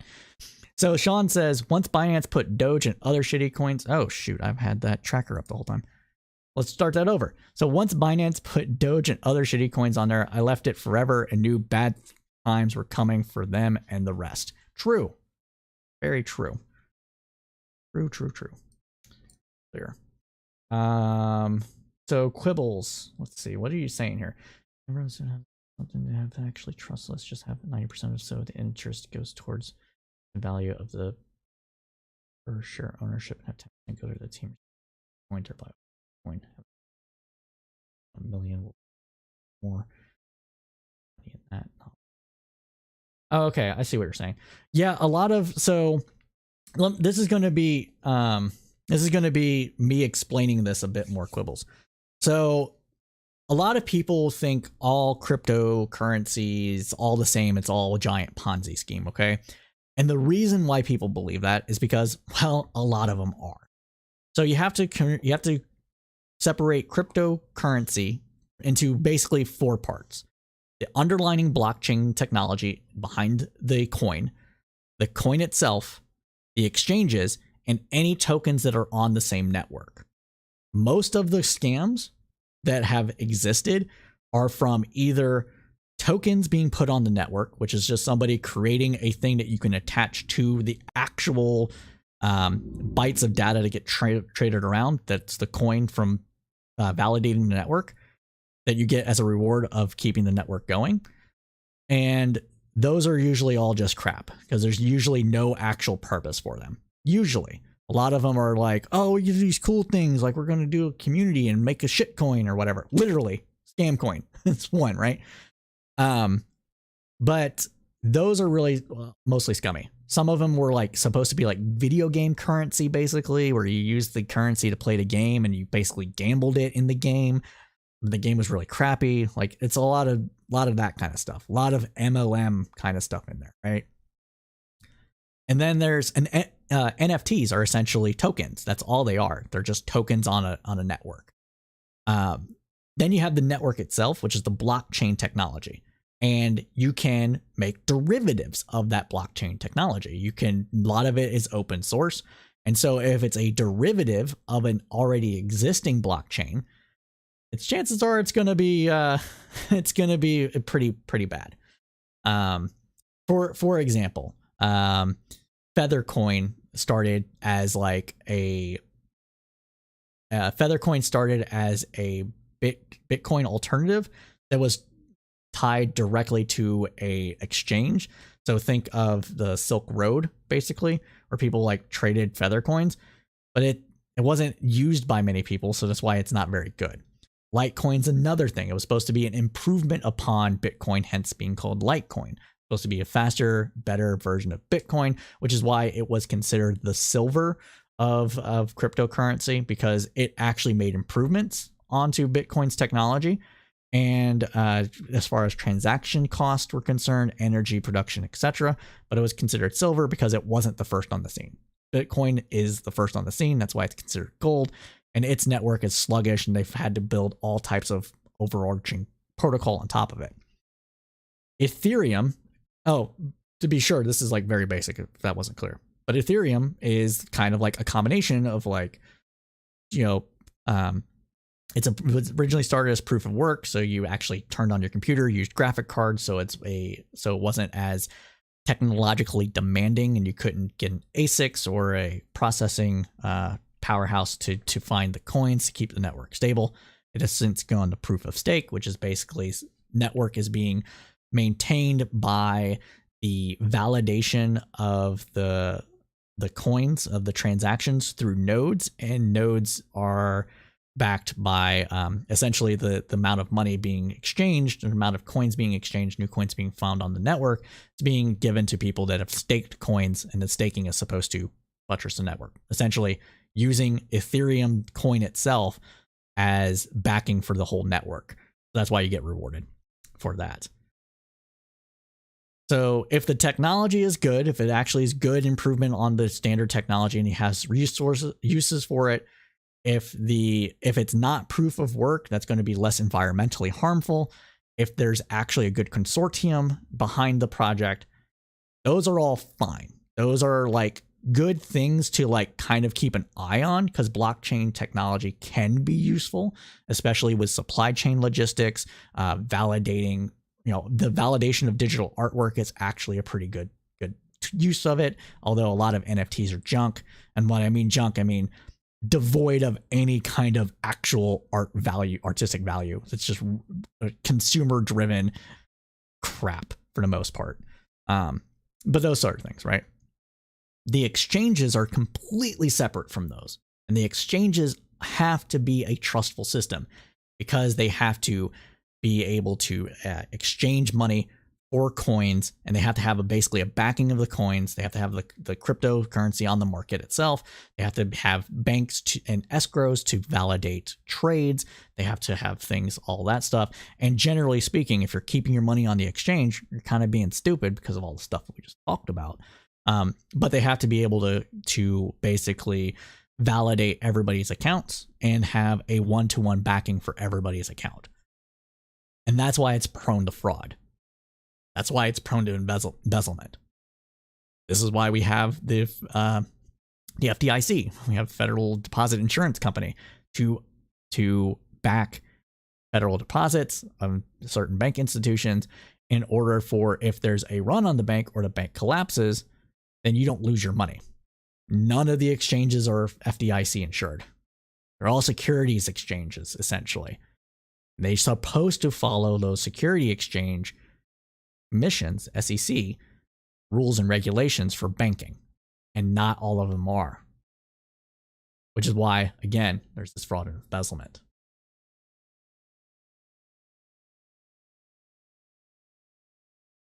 And yeah, so some of the stuff that you said, Quibbles, about the way that some of these coins are supposed to have been used, like this one here, 90% of the interest goes towards increasing the value of per share ownership, and have 10% go to the team responsible for creating the coin, thereby over time, the coin having originally been $1 million worth more and more. I'd keep my money in that, not all of it, but spending money for sure. The whole part of checking account is to be able to take money out on a daily basis. Yeah, so some of those things were done that way. A lot of the tokens were basically stock, like initial coin offerings were basically stock shares. But they weren't following the rules of like getting on an IPO, essentially.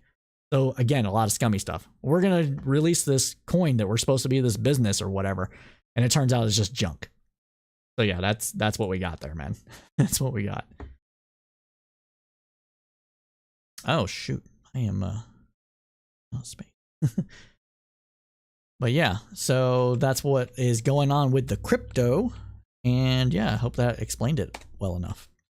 Now, we have to talk about everything that's going on with Elon Musk and the things therein. And there's a lot here, all right? So let's go ahead and start to get into it. So first up, Elon Musk has seemed to revel in making people on Twitter. I'm sorry. All right, let me start that over. So let's get into it. Elon Musk has seemed to revel in marking people on Twitter in the past couple of weeks. His tweets to his 121 million followers about Dr. Anthony Fauci and a former employee of the platform resulted in stalking and death threats of the two men. And the one, and I'm going to pull that one up on here. The one about his former employee is very serious, and I'm not joking. This is why I am likely. This is the reason why I decided to leave the platform.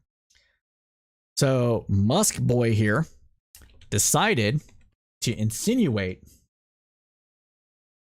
that Yoel, a person he was just buddies with, is a freaking PDF file.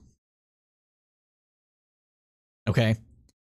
So in this paper that he clipped,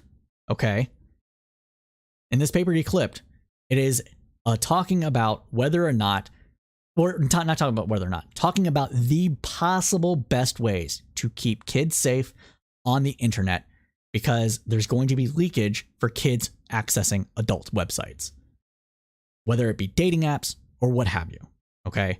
And then this said, he was more interested in favor of children being able to access adult internet services in his PhD thesis than going after it. That's the implication here.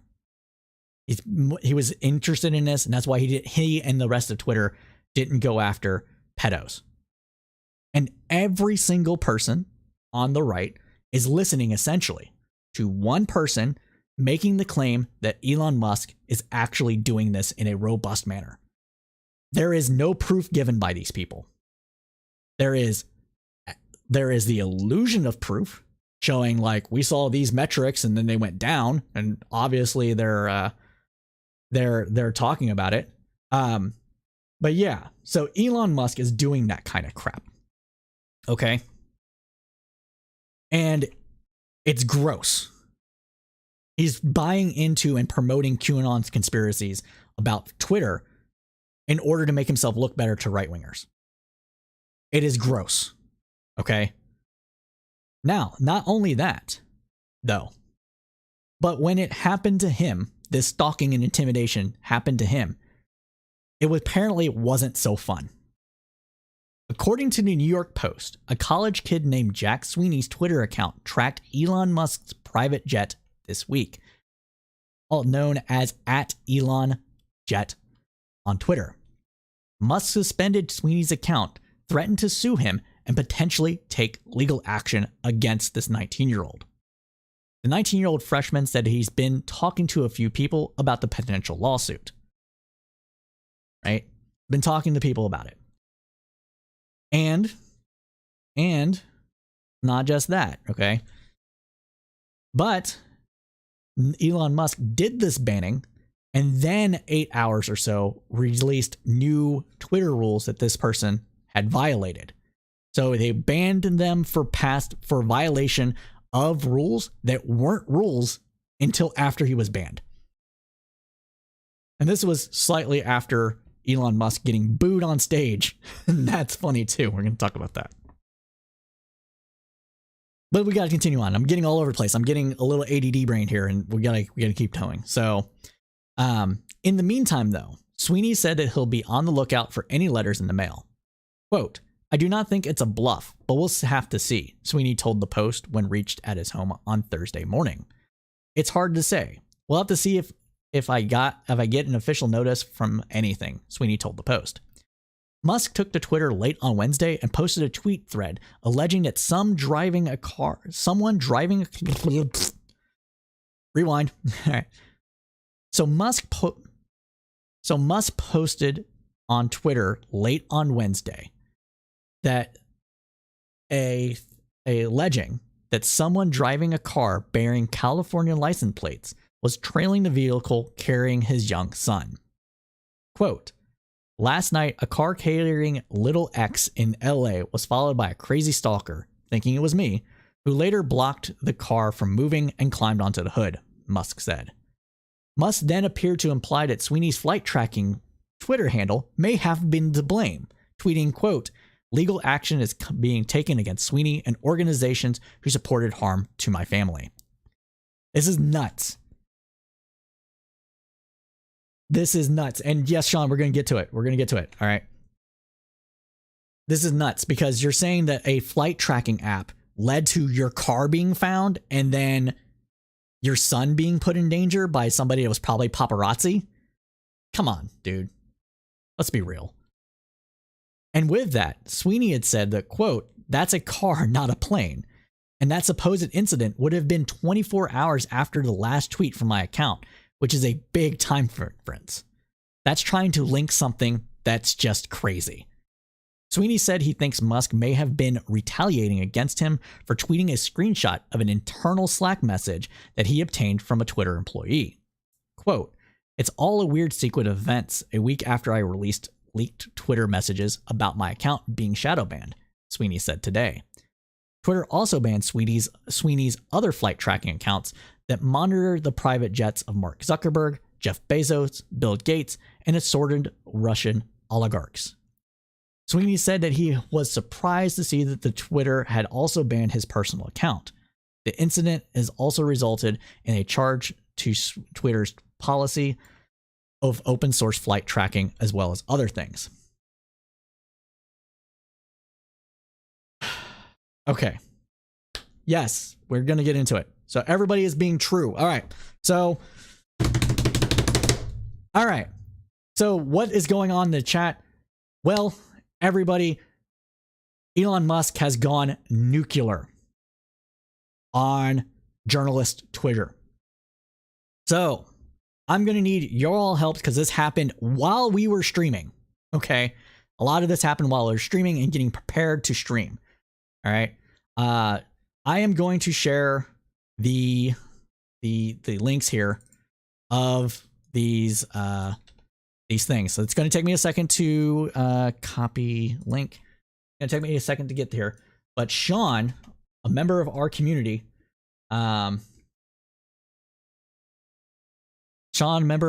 was able to find out that lots of people are being banned from Twitter right now for seemingly no reason at all. And a lot of them are journalist sources. So this is developing news while we're live. And we're going to go to this guy's thread, Ben Collins, at @1_ tweet here. make that bigger so you can see it. So journalists who cover Elon Musk have been suspended on Twitter tonight. At Donnie O'Sullivan from CNN, Aaron Rupar, and the Washington Post, Drew Wallwell. Rupar tells me he has no idea why it happened. The New York Times, this person here, come up. RM Mac 18 is suspended from Twitter. He's been on Elon Musk's beat. Mashable's Matt Binder has also been suspended from Twitter. He's been on a Musk beat. Journalist at Webster has been suspended. Twitter, this time, the Washington Post, this person's been suspended. Drew Harwell post before he was suspended from Twitter, outlining how Twitter suspended the account of its competitor Mastodon earlier today. So this is that tweet here. We can zoom in on this. Okay, you can't really see it. I'm sorry. This is not working properly. So Twitter just suspended a competitor's account at Join Mastodon because it posted a link to its own website's version of Elon Jut. Public legally acquired data that Twitter decided 2 days ago was against the rules, loving the free speech. Hat tip to at Masnick. I don't know how to pronounce that name. So he's did that. There's more. There's a ton more people suspended. Look, this person was suspended. Like we just said, Intercept journalists have been suspended and have been critically about Elon Musk. Political pundit Keith Olbermann has been suspended by Twitter. He had been tweeting critically of Elon Musk. Here's Keith Olbermann's comment. So here's a plan. Everybody retweet the screenshot of the tweet that apparently got the account Drew Harwell of Washington Post suspended, and recreate the tweet word for word with the link, and link to Aaron Rupert's piece that got him permanently suspended. Can confirm this is from RMax Times reporter who was suspended from Twitter tonight. Some folks have asked me to why. Some folks have asked, so we'll try to answer here. This is a notification of my account. There's sufficient disk space for recoding. Oh no! Crap. All right. So I just ran out of disk space on my computer. So we're still streaming, but I'm gonna have to get these timestamps done.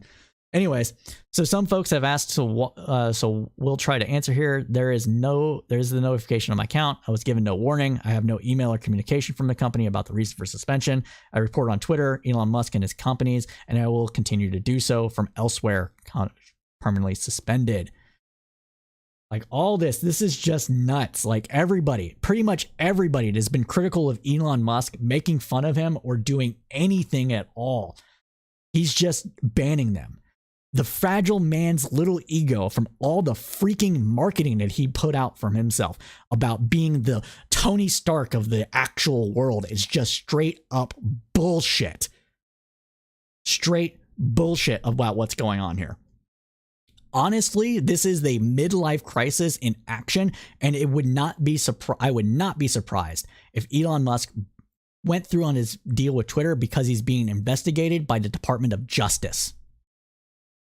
This is the kind of stuff that someone does when they have nothing left to lose. I don't care how fragile your ego is. This is going nuclear. This is showing all that stuff that you were jumping on people about free speech and saving the platform from the people that want to control and narrative build and everything else. That's what's going on here. Narrative building is going on right now. It was going on with the Twitter files. It was going on the entire time. This is ridiculous. And so we got comments from the chat here. So CSP Nikki, our producer, glad you are tuning in. Can you drop a link to the the Voice of America being banned? Voice of America is apparently on the ban list. Billionaire ego, Rostafarian, yeah, billionaire ego flex is fucking right, dude. That is what this is. Like, holy crap. Oh, I just had it up? Oh, okay. I didn't realize that was Voice of America. So a person of Voice of America. Got it. Chief National Correspondent for the U.S. government-funded Voice of America, also suspended from Twitter. You can find him on Mastodon here. Yeah, my bad. My bad. I didn't realize that was you were saying not the voice of. I thought you meant the Voice of America's primary account, not a person that was a journalist for them. So,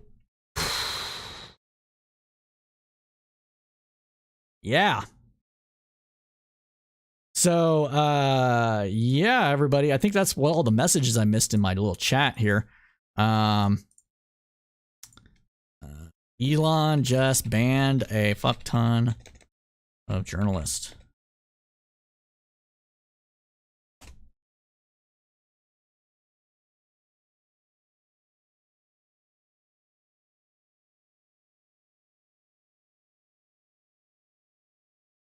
Oh, yeah, I just messed up. I was just talking about this. And trying to see if anybody wants to come on real quick to talk about this. Well, holy crap, dude. Holy crap. Okay, talk to me, people. Talk to me.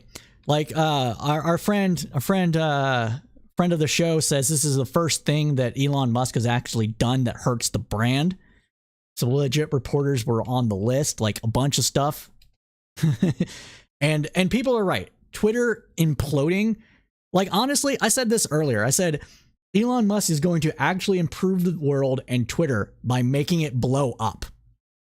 And this is the kind of stuff. All these bans here, and there's more. There is more. Are the kind of things that are going to actually hurt Twitter in the long run and cost millions upon millions of dollars for Elon Musk. There is still a way for Elon to get out of this. There's still a way for him to get out of this, okay? On Twitter, it's rolls of them. Like, yeah, I believe you, Nikki. I don't need to do more, I don't think. But this is going to cost him millions of dollars. And there's still a way for him out of this. The way for him out of this is to make himself no longer CEO of Twitter and just be the owner, like he was just an owner of PayPal, like he's just an owner of Tesla, like he's just an owner of SpaceX, and shut the fuck up. This is proving that Elon Musk is not the super genius that everybody claimed that he was. It was all branding and marketing. The proof that Elon Musk is a space engineer was people saying, oh, yeah, he makes decisions. We give him options and he makes a decision out of those options. Apparently, no one told him no at Twitter. No one told him no. And Twitter is going down. This is nuts. This is nuts. Wow. Okay. So yeah, that's ridiculous. And yeah. Sean, no, dude. Sean with the comment, he wants to be Kim Jong-un so bad. Lol. True. True. He is the great leader. He is the great leader. Great leader. Great leader. All right. Normally we have a lot more to talk about. I was slow delivering the news today. I pontificated a little bit too much. I apologize for that. There's a lot of stuff. There's a lot of stuff that still needs to be covered, but I do have to walk my dog soon. So what we're going to do is we're going to go on for about another 15 minutes or so, and then I'm going to have to call it a night. But yeah, this Twitter stuff. Oof. Oh God. All right, we gotta do this. So there we go. Another Roundup stamp. Oh. So what we're going to do, we're going to skip over. Let's see, what's this one?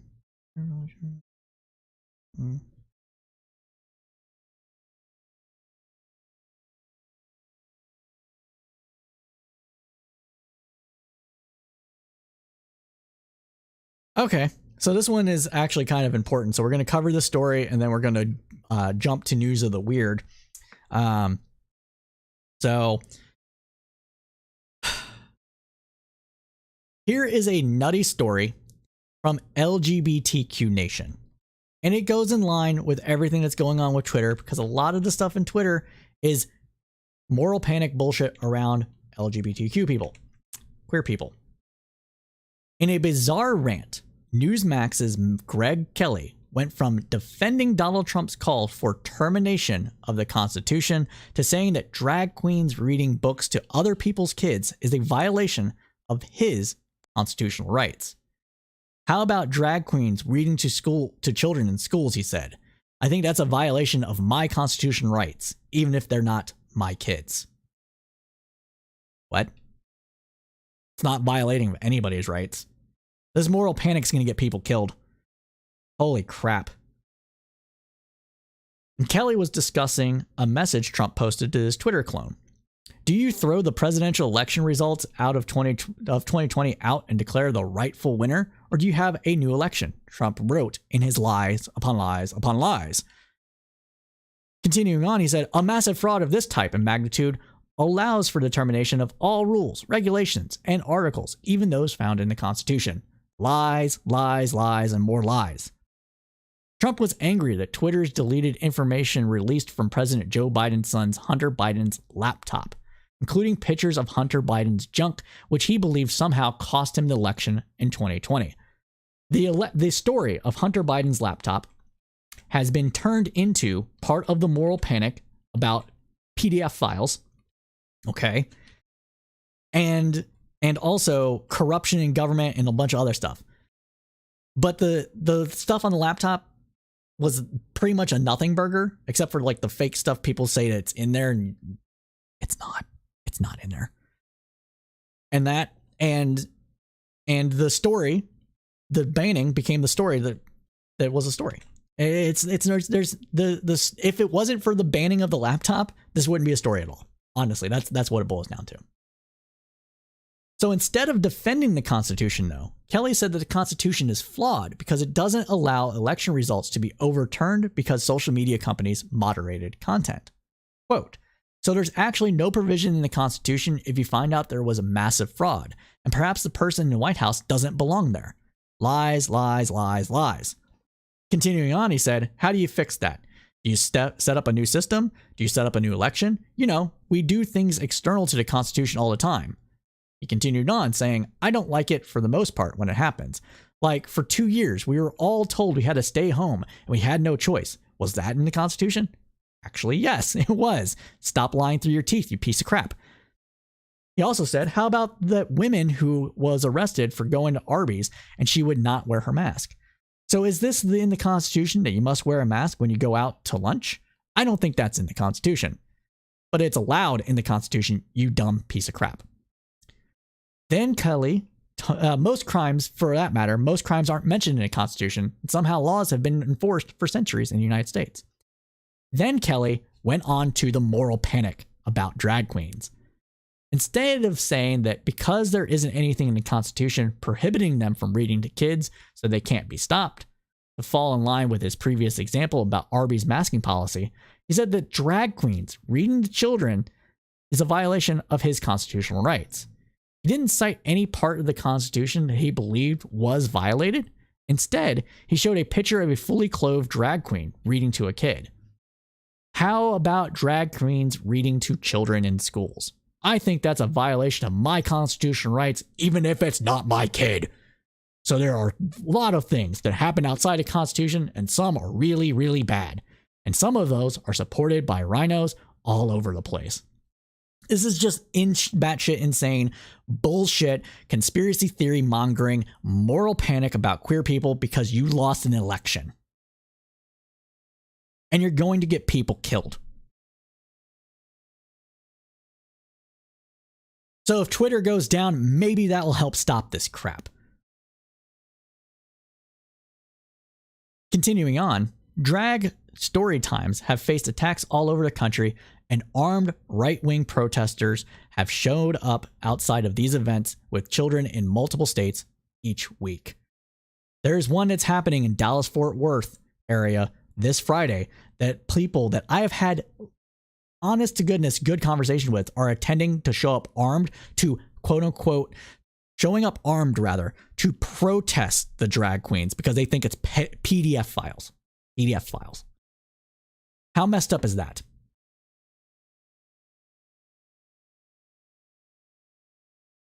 It is getting so bad that drag performers are hiring armed security and using metal detectors when they perform due to the threats of violence. Last year, Kelly attacked out Secretary of... Okay. Last year, Kelly attacked Secretary of Transportation Pete Buttigieg, saying that, quote, he's obviously participating in being gay and treating it almost like a full-time job. I could care less. It's freaking nuts. Ridiculous. Bad. Stop it. I hate these people. There's only so much you can take. All right.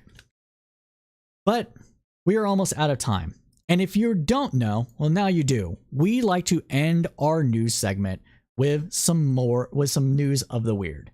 And this week's news of the weird is coming from none other than Donald Trump. And these are Trump NFTs. Trump NFTs, people. Look at that. Look, it's Superman Trump with the laser eyes. And look, here's some more.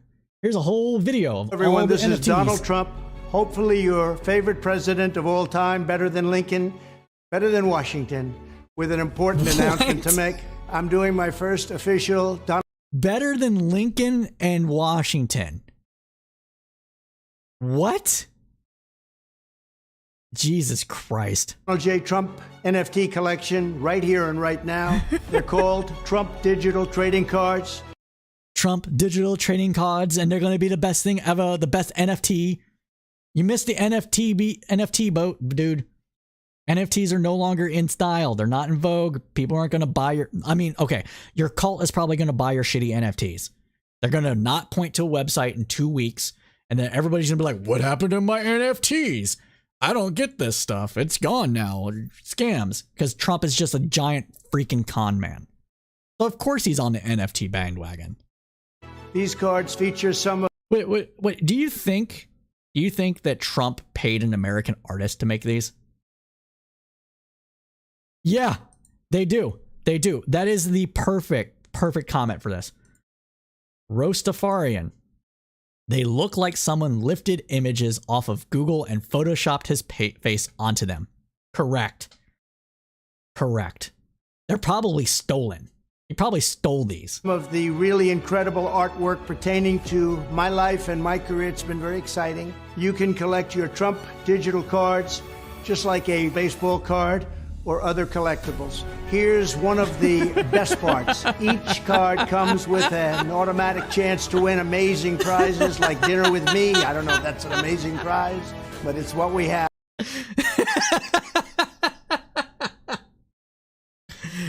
Buy the NFTs, everybody, and you too could be at Mar-a-Lago rubbing elbows with your dear leader, Trump, and eating some Big Macs and whatever else, and fish and shrimp cocktails. Or golf with you and a group of your friends at one of my beautiful golf courses, and they are the most beautiful. I'm also doing Zoom calls, a one-on-one meeting, autographing memorabilia, and so much more. We're doing a lot. My official Trump digital trading cards are $99, which doesn't sound like very much for what you're getting. Buy one and you will join a very exclusive community. It's my community, and I think it's something you're going to like, and you're going to like it a lot. They also make perfect gifts. So you can buy them with your credit card or crypto. All you need is an email address. Go to collecttrumpcards.com and buy your Trump digital trading cards right now before they are all gone, and they will be gone. This is my first official Trump trading card NFT collection, and you get a chance to meet me. Go to collecttrumpcards.com right now, and remember, oh my God, Christmas is coming, and this makes a great Christmas gift. But the NFT winter here. The NFT winter is already here, Trump. It is impossible for him to pitch anything and not sound like a sleazy used car salesman trying to sell you the lemon on the lot for $4,000 more than it's worth, and it's going to shit the bricks in like 2 weeks. Holy crap. And everybody that buys my card is going to be entered to win a beautiful chance of a contest to have dinner with me, but it might not be a great gift, but you know, you want it. Holy shit. Holy crap.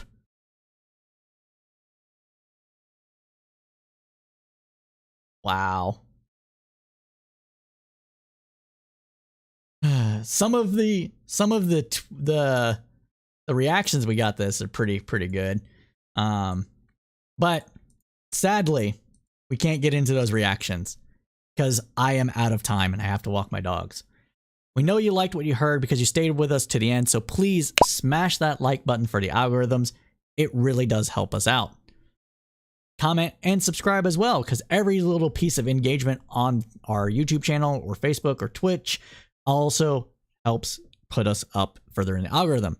You can join us on Discord, get involved in some contests that we're going to be having into the new year, as well as other events that we're going to be doing in Discord. And yeah, you're going to be able to find me on Mastodon. I have to remake my little thing, but Mastodon right now is CSP Cypher at Federated Press. So press, I think it's Federated. I'll drop it in chat here. Federated Press. So this is the link to the server, the Mastodon server that we're using, that I'm using anyways personally. It's my personal account to bring news and microblogging. We're looking at creating a website using Open Write or Writing or whatever it's called, the Federated Writing Service as well. So there's going to be some stuff coming in the new year. Pay attention to that. So everybody, as we say at Crowdsource Politics, keep your head up through the political storm.